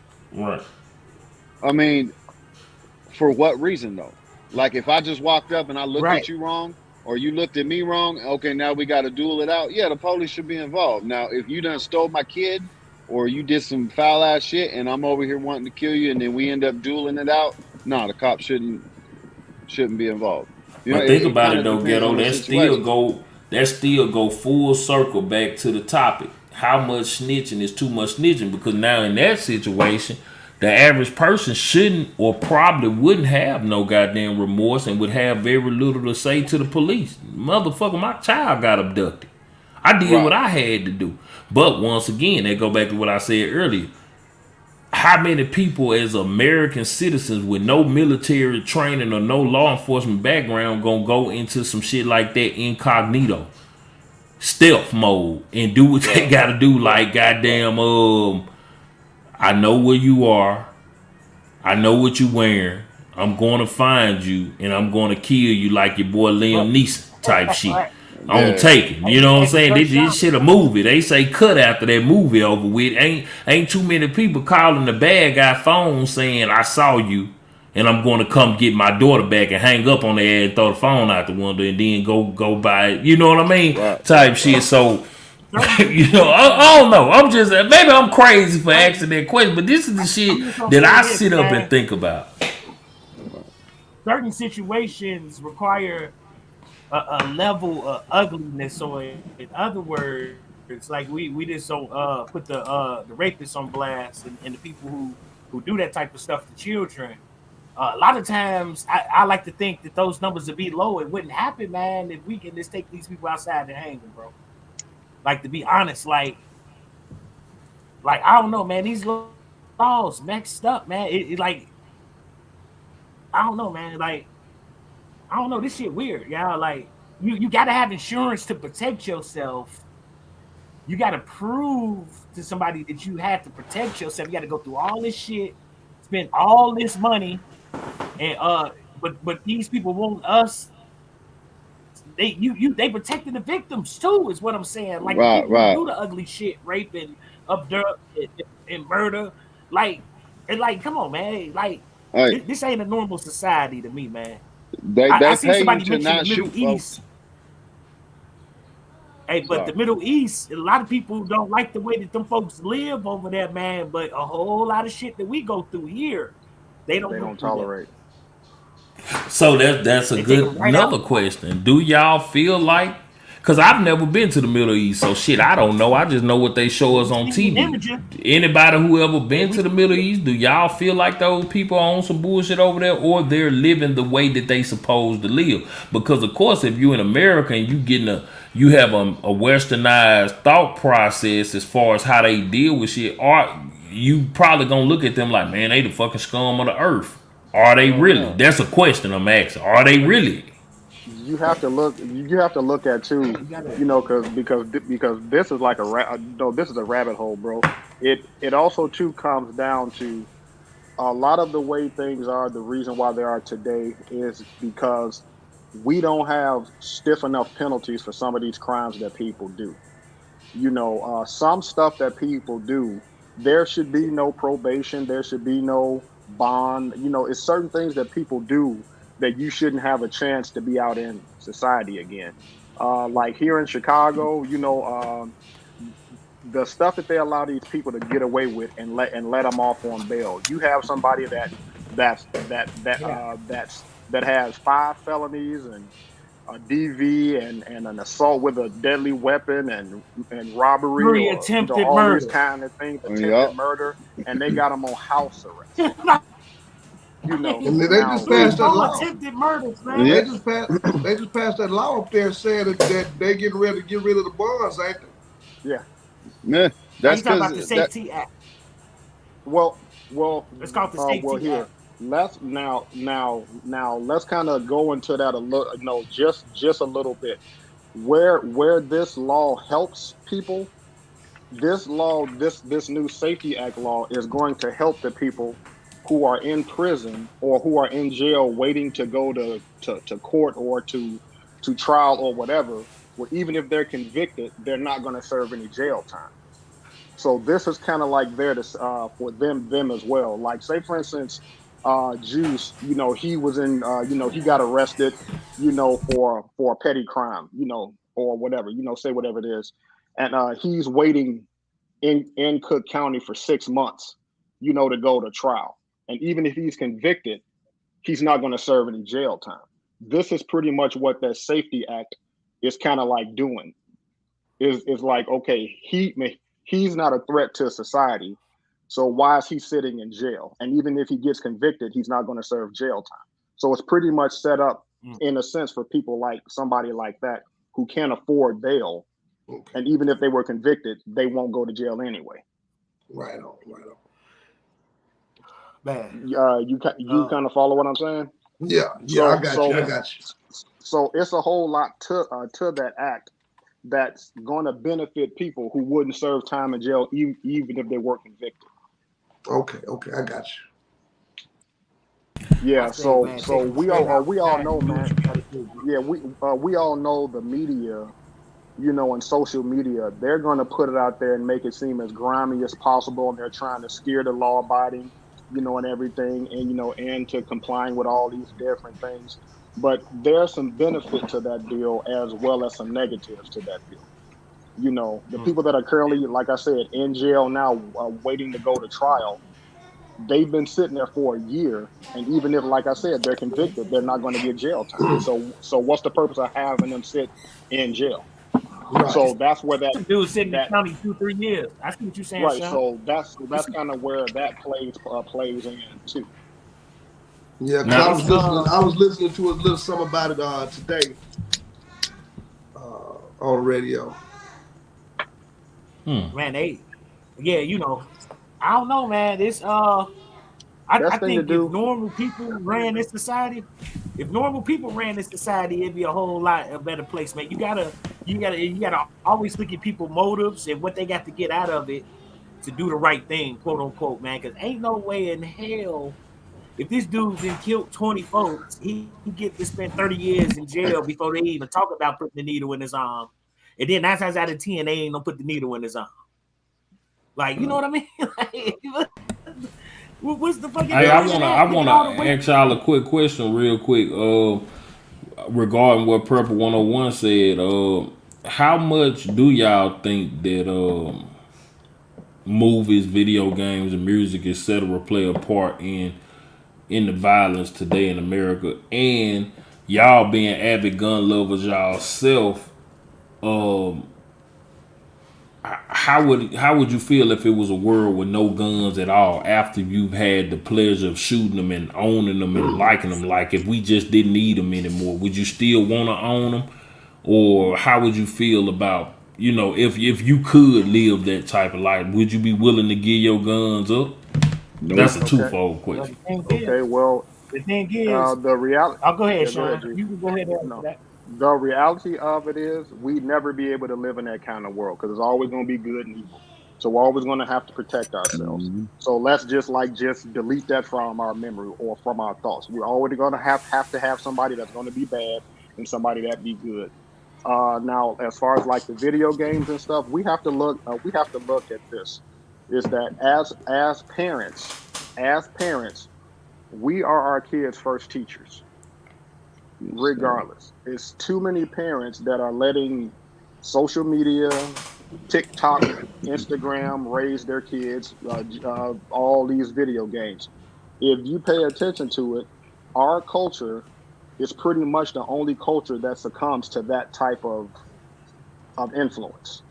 You have every other culture out here that has access to all these video games, music, just like we do, but you don't see them acting that way. So it has to be something that we're doing as parents or mentors, not reaching our kids. That's causing those things. It's what we value. It's what we value. If I have no value, guess what? Somebody can easily influence me to give me a value and Right. say, well, Yeah. this is what being a man is. This is what what having money is. If I don't have any value, it's easy for somebody to take me down the path, to where now I'm looking at things that are really meaningless as valuable. At the end of the day, dude, anything we have on our bodies, from clothes to hats or whatever, this is not something that you can trade in and get value back on it. Everything has a name on it that we're making everybody else rich off of. We tend to want to look like we have money and actually don't, instead of having money. I would rather Yeah. wear Walmart gym shoes, and a Walmart hoodie, but be sitting on some acres and some land and nobody knows about it. Instead of somebody thinking, well, he got the new Balenciagas on, or he got the new Gucci this, that's what I aspire to be. At the end of the day, none of that stuff has any tangible value that's going to help us in our future. So we have to change how we look at stuff, man. We just have to. Right. And I think the media, Man, the uh, politicians, the social media, I think they're worse than video games. I think they're worse than the music. I think they're worse than all of them because those are entities that were designed to keep us fighting each other. Why do we need guns? Okay, let's go back to the 2A, right? We got our 2A right to fight against the government if they're coming after us. What did the government do? They flipped it around so we would use our guns against each other. Not one time in history have we actually went up against the system, at least in our modern day history, which, I can go on a tangent on that, but I'm not gonna. But my point is everything that we're getting, even down to the video games, is designed to keep us in some kind of violent matter against each other and not against the actual entities that are keeping us down to begin with, whether it be the cops or yeah. whatever. I mean, My kids aren't allowed to have social media. My daughter's 16 years old and my son is 11 years old. They're not allowed social media. They're not allowed all the extra gadgets and all that other stuff. And then when I started introducing them to him, my daughter, 16 years old, she's like, "Yeah, Dad, I don't even like this." And it's not because of what I said, because I broke it down to her. I'm like, now look at these comments. You're only allowed to see, like when you look on Facebook, for instance, you're looking at comments, right? They will change your mood because they're showing you the angry comments, the hatred comments, or the super real good, feel good comments, not just the normal everyday comments. That is by design. Right. So you know what I mean? So that's part of the media. So when it comes to, and you're right, Kaveh, we give our kids, that's why it's important we put that value on our children from day one. As soon as they come out the snatch, we put our value and our, and you know, and everything we got into them, so they grow up not thinking or not trying to get any kind of validation from other people. Now That's I'm gonna say why this it's real so. quick, Ghetto. I'm gonna say this real quick. Can anybody on this panel or in the chat justify to me why an infant needs to have on $100 Jordans? Hell no. Nope. But I see it all Well, the time. It's because we're a disposable society. I see it all the time. You know, we want to look like we But have you know, a people, lot, but yet we're struggling once we get inside the doors. Your brakes are grinding on your car, but yet you go out and spend $500 on Right. Christmas presents. You know, Isn't you know that what what I'm you our saying? out there on government taught us, kids. though?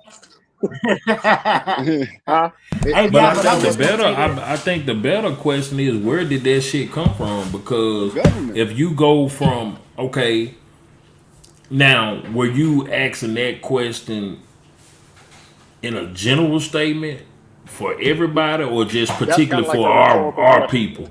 That's But just a rhetorical question. It's like, why is it that? no, I get it, but I'm Yeah, saying like we gotta examine like where that shit come from, because that's something that's been ingrained in us for so long. Because I remember in the '90s, man, when shit, that was the thing to do. You know what I mean? Like the late '80s, early '90s, especially when people was wearing like cross color and Jabot and Tommy Hilfiger came into Damn it, play and Jordans and that shit. was one of So the that's powerful something that's nine. ingrained in us versus years before that. You might have had shit an older generation that might have had one good pair of dress shoes, uh physically worked on their cars. Now everything is just so much instant gratification, you know what I Right. mean? And it's just bred. Like for instance, like I did a video about my birthday over the weekend where I went on a hunting trip, you know what I mean? And it was called All I Want for Christmas Is a Book, which shit, my whole thing about my birthday, I just wanted to go hunting. I wanted to be in the woods. I didn't even want to fucking be bothered because I don't celebrate Christmas and I don't celebrate my birthday. And that's just what I wanted to do. And I wanted, and I, you know, because I see people spending so much money on Christmas, or you'll save up your money all year or spend money that you don't have just to bring joy to your child. But from the time, like, you know, as Ghetto says, shit, from the time your child come out the snatch to they up in age, they wouldn't have never knew about Christmas if you hadn't introduced that shit to them. You know what I Yep. mean? So they only, so Yeah, it's kind of like you made that bed. You taught your kids the value of having top dollar ass Jordans on, and Right. you know, not having thick skin. You know, back then you used to play the dozens and motherfuckers talk about you, and you be your skin thick as a motherfucker. You learn how to jank people, but now yeah. you damn near as a parent feel Ah, out of place if you send your child to school and they don't have on the best shoes. Well, I don't want my child to yeah. get roasted or talked about, and Right. then they hey, got on all these fresh clothes, but they dumb as look, a goddamn box of rocks. I'll tell you, Nothing look, upstairs. Man, it's I'll tell you this: propaganda. adversity builds character. So let his ass get roasted. Shit. But y'all know us Now, spending our money. Let me say this, man. sorry, B. Historically, people of color is the ones who dwell within the middle class, and we the ones that really feel the economy, man. We the ones who spend trillions of dollars Yes. here. Where in reality, the richer you are, the more tighter motherfuckers be, bro. Like, you know, It's all propaganda, man. This shit That's was how a you stay marketing rich. scheme. It was a marketing scheme. Hell, the whole so-called holiday people observed was this. They was like, man, let's just throw some presents in the mix where we can get this old ass shit off the shelf and get the new shit on here. And we'll say it's 50% off, and we really ain't paid nothing but $1 for this shit, and we'll sell it to you for 20. Like Yeah, it's a and see, marketing scheme, man. Like now, see, don't get me wrong. If you got that bag and that's what you choose to do with your money, that's fine. If you choose to buy your child, $500 this or $50 shoes or whatever, that's fine. I'm talking about the ones who put Average themselves in Americans. a worse position Right. just to display themselves as something that they actually truly don't have. Yeah. That's what I'm talking about. These are the ones that we need to change the way they think about stuff. You know, um, you're in Section 8, but yet your child got on Jordans. You got on this. You got on that. I mean, come on, man. Really. Right. We have to get out of yeah, that mentality of just I'm cool with just getting by. We need But to let's realize take we're it. not choosing it neither. Let's take Well, it. Let's take it from the clothes perspective, because this is another thing I've been thinking about too as a content creator. I love guns. I ain't gonna lie. Like, I love guns. I have a huge passion for guns, and I do my firearm instructor shit on the side or whatever. And I've been thinking lately, man, and maybe I'm wrong for thinking like this, but I think I told Juice this, but I know me and Will was talking about it. Uh, and I told somebody else, I can't think of who it was, but anyway, I think this YouTube shit'll get you fucked up sometime too, bro. Thank you. Like with yeah. this gun shit, because okay, like I say, once again, this ain't to nobody in general, because I do the shit. I got a whole goddamn collection video, so I done it. Several other YouTubers do it to where they talk about all these different fucking guns every week. This is the new SIG MCX Rattler. This is the new Mossberg, blah blah blah. And this ain't even a color thing, because all YouTubers that's into guns showcase the new guns. Yeah. And you will have a person going out here buying all this shit. Like, just think about yourself as a consumer. How many guns you probably bought that you didn't even need that shit. It was a waste of money, instead of having one good sidearm that you good with, one good rifle, one good shotgun, and a bunch of ammunition, which is what you really fucking need. You know what I mean? Versus going out, spending a bunch of money you may not even have, and having a whole bunch of shit like safe queens that you just open up your safe, look in there, damn, that's a nice firearm. You close the safe and you never train with it. You never fucking use it or do nothing with the motherfucker, but you got 20, 30, 40, $50,000 sitting in your house in guns that if you went to go sell one of the motherfuckers, no pawn shop, no gun store is gonna give you the amount back on that gun. You may be lucky if you fucking get half. You know what I mean? So just in the terms of being financially literate, financially literate with what you're doing when it comes to spending your money with, whether it be guns, clothes, whatever, because any fucking habit can be addictive. You know what I'm saying? So versus the actual practical application of the gun that you're using. You know what I mean? Because there's no way you gonna tell me that every fucking gun in your safe or in your house, you gonna pick that motherfucker up and be efficient with it. Right. It's no way. There's no way, especially if you don't understand the ballistics of that firearm. Y'all tracking what I'm saying? Am I making sense with what I'm saying? You know what I'm saying? Like, if you don't understand the ballistics, the velocity, the reason why, like if you ask the average person, okay, so tell me about this gun. Yeah, I got a 300 Blackout. It's goddamn it a 12-inch barrel on it, and blah blah blah. I got all the specs, and you be like, okay, so why did you go with that firearm? Shit, I don't know. It's a 300 Blackout. I like the motherfucker. Right. You know what I'm saying? So you got a bunch of people spending, and that's the same as the clothes. It's no different, man. It's no different when we out here just spending money and just going haywire with shit. It's still got to be some type of thought process into what are you doing and why. What is the reason why you're doing what you're doing? You know what I mean? If that make any sense. Can I touch on the reason though, real I quick? know. I think it Go. is. I think it is ingrained into our brains by America itself, our government. If you look at our government as a whole, right? We are broke as fuck. We should be a third world country right now. We owe everybody money, but yet we keep buying shit and we keep sending money out. That is why we do what we do, is because we are in that everything is disposable. Everything, we just get what we want and not worry about the good stuff. That's why our infrastructure is messed up. That's why our education system's messed up. Our prison system's messed up. Everything is messed up within our country, but yet we're walking around with gold chains and Jordans on as a country when we broke as fuck. Right. Right. Yeah. And That's then, where it and, starts. and what Mojo World said, okay, every gun has a specific purpose. I agree. Shit, I got several. All of them got a specific purpose. You know what I mean? But like, take for instance, shit, Cobber hat, staccato. I happen to own one. Just bought it. You know what I mean? But if you ask the average person, you know what I mean, a staccato. Some people know what it is. Some people don't. I was having a conversation with RGG one day before I bought mine, and I was just basically like, bro, what's the deal with the motherfuckers? Because I've never owned a 1911, but I always wanted to own one. I kind of don't. I'm starting to like them, but at first I was kind of iffy on them because I'm left-handed for one.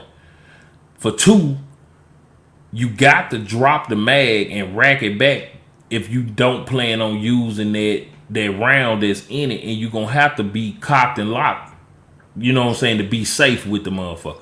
So, okay, most people, you go out and say, okay, what's the difference between the staccato and the Rock Island Armor? Somebody will say, well, the staccato is the best gun in the world. It's the be-all, end-all of 2011s. How true is that? Because like Villain just said, if you got a person sitting up here advocating for a goddamn gun that they ain't even ran 500 rounds through, how can you say that that gun is tried and true and that you know for sure that this is a battle tested, battle proven gun? Because shit, if you got a bunch of guns with no bullets in the motherfuckers, that's an expensive ass paperweight, basically. You know what I mean? Because if outside of hunting and competition sports, you buy guns for self-defense. And as most people say, shit, I'm waiting on the apocalypse. Well, if the apocalypse come, you know what I mean? If the apocalypse come, what the fuck you gonna do with them good Jordans on? Because them bitches finna get towed up. You know what I'm saying? Do you got a good pair of hiking boots? Do you Also, got all the resources you need to be able to protect yourself? Are you in shape? You know what I'm saying? Because that's something that I'm finna start introducing to my channel, because I belong to an MMA gym and I'm finna start documenting my journey of weight loss and just MMA training, because it may come a time where all hell may break loose and it could be a civil war. If you get into a situation to where you gotta go hand-to-hand combat with a motherfucker and the pistol ain't no good, or you out of ammunition at that point, can you go toe-to-toe with a motherfucker? If you get shot, or if your loved one gets shot, are you in a physical condition to pick that person up and drag them out of a kill zone or out of the line of fire? This is the shit that people ain't really, I don't think people really take into consideration. Everybody want to be doing the shooting, but ain't nobody anticipating getting their ass shot. You know what I mean? So that, like, I don't know. Maybe I'm crazy. Let me just stop. also, why you getting fancy guns that your neighbors don't got? Because if your ass run out of ammo, where you gonna use that gun for? You want to have the same guns as your neighbors have. Exotic calibers is what you saying? Like Right. that's Exactly. what you can't get on. Like, yeah. Exactly. You're spending all that money and you're gonna end up running out. I'd rather have a Glock 19 because I know the majority of my neighborhood's got a Glock in their safe, and I know they got ammunition. So apocalypse wise is what I'm talking about. It's like, I don't want none of that fancy shit. Yeah. I want to know what kind of ammunition my neighbors got, so if I run out, I run out. You know, I won't run out. He could throw me a mag and I'll be good. Listening New Year's Eve. You got that New Year's Eve, like, oh yeah, that's a 9mm, Mr. Jones. Like, yeah. Some of that stuff comes down to It's it's also too what we place a value on. Right. You'll have somebody like myself. I may spend 3 grand on a gun, and I'm not gonna knock somebody if they spent $3,000 to go see the Super Bowl. That's just what you chose to spend your money on. So Right. what you choose to spend your money on is on you. And I'm not going to try to influence anybody's decision on what I feel they should have based on what I like. Well, I tell You you know, this, that goddamn Super Bowl ticket ain't gonna be no good if the apocalypse comes. yeah, right. But see, you have some people go, well, why would you spend 3 grand on a gun? And I can have the same argument. Well, why would you go spend $5,000 on some Forgiato wheels? So at the end of the day, how I spend my money is my business, and how you spend yours is yours. So I'm going to keep my mouth and my opinion out of your wallet. You keep yours out of mine. Right. So I'm not going to judge nobody on what they spend or what they spend their money on. Now, if somebody comes and asks me for a loan, you know, and I see they got on Jordans, but their car is a 1996 Ford Taurus, I'm be like, get the hell out of my face. You I think now, a all right, now, Makes 1939 Kaba. sense. Ford Shit Tempo. makes sense. Now, Kaba, you wouldn't talk shit to me if I spent $5 on a midget hooker instead of $10 on a full size woman. that's hey, look, if that's your thing, that's your thing.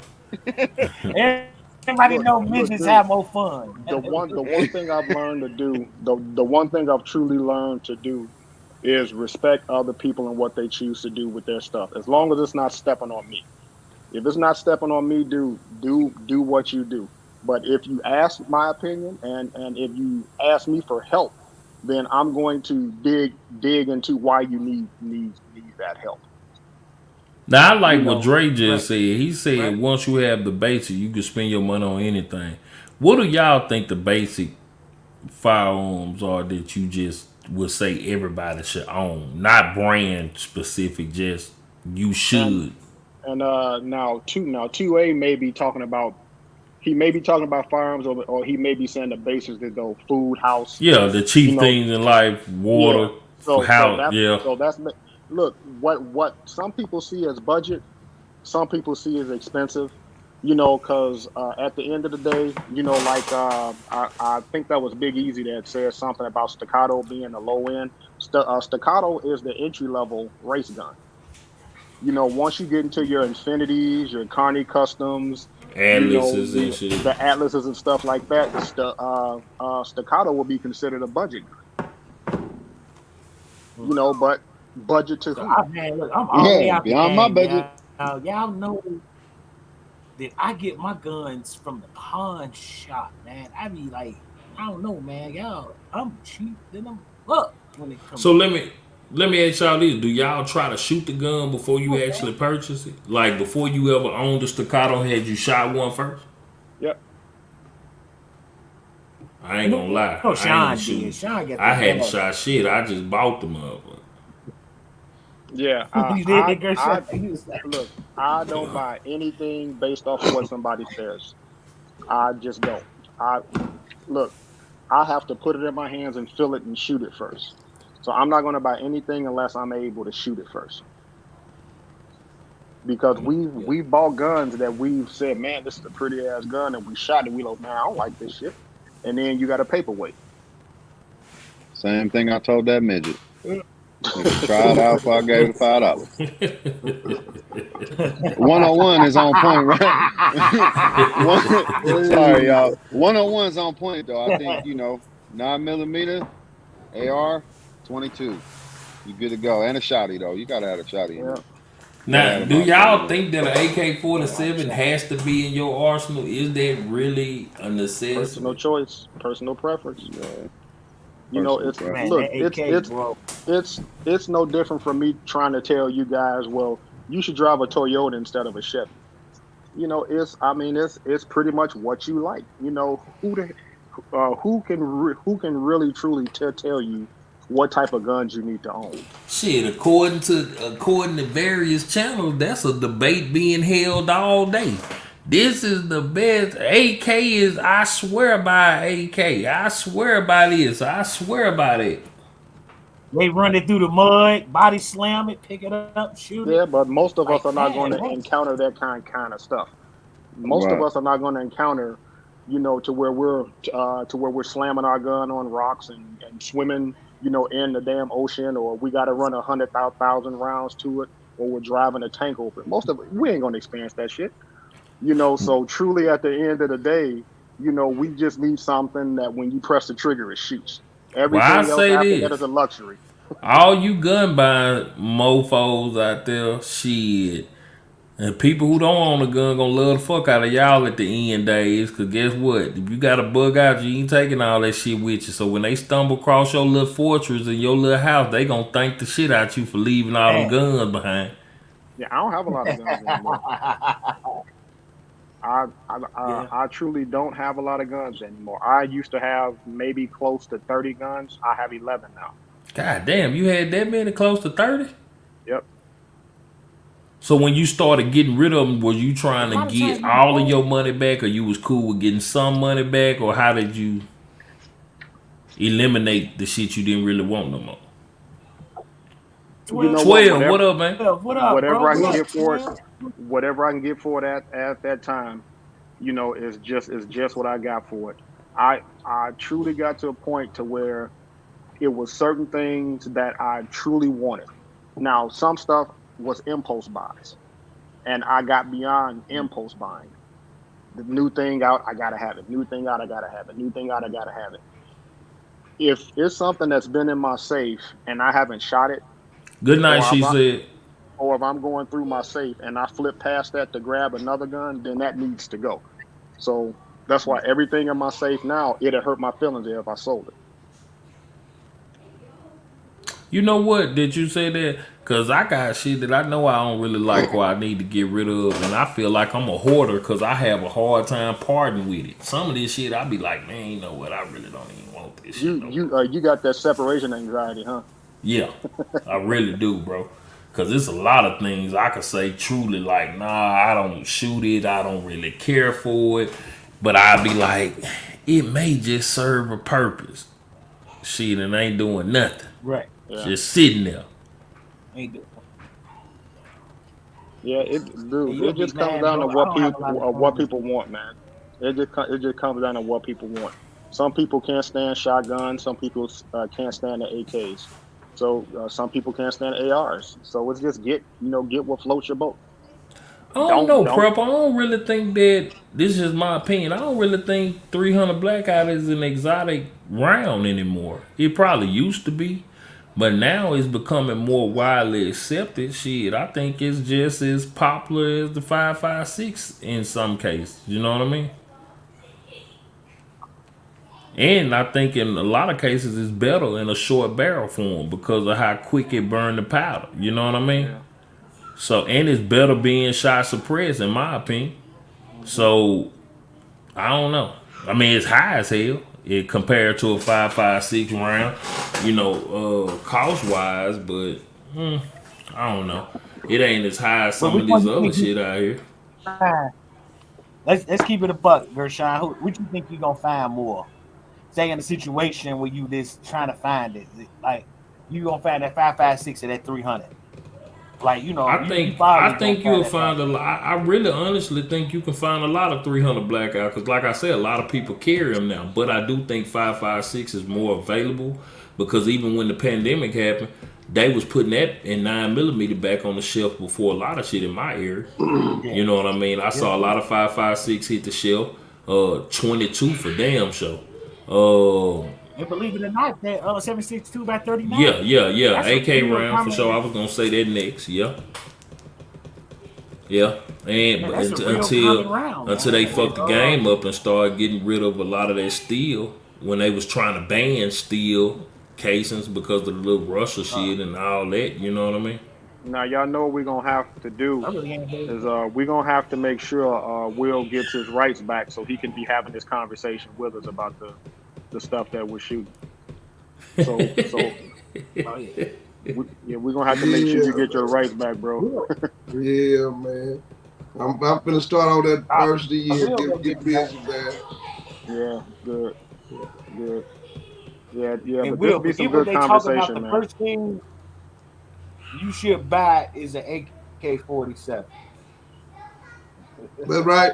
That's the first thing. There go Juice Yeah, campaigning man. for a goddamn AK. Somebody get this I dude told an the first AK thing. I told the sponsorship. first thing I'm gonna go I get, got man. one. I got one.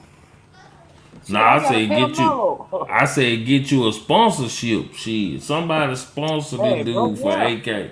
Can Yeah, y'all man, picture I hate to Juice cut out on on you, a boy, but I'm gonna go ahead and get ready so I can give me some Z for this AM, man. man? Yes, sir. Matter of Yes, fact, oh sir. look at the time. It's 10:21. Shit, I ain't even realize y'all got me up here running my mouth. I ain't even realize we 2 hours and 19 minutes in. I'ma let these last little. Well, we count down. I go to 2:20 with y'all. I mean 2 hours and 20 minutes with y'all. But We gonna go back in time. yeah, but look, man, it's crazy Will said that because now I'm focusing on the time. But look, man, we enjoyed y'all tonight hanging out with us, man. We'll be back Yes, sir. next week, same time, 8 o'clock, and we'll be back with another episode of Wild Wild Wednesday for y'all, man. We hope y'all had fun. Make sure y'all hit that like button if y'all didn't on the way out the door, man. And until next time we see y'all again, man. Peace. Peace out. Later, y'all. They don't appreciate you All jumping on, right, Will. man. Be Yeah, I cool. Well, we appreciate see you, y'all. big Thank you. dog. Hey, good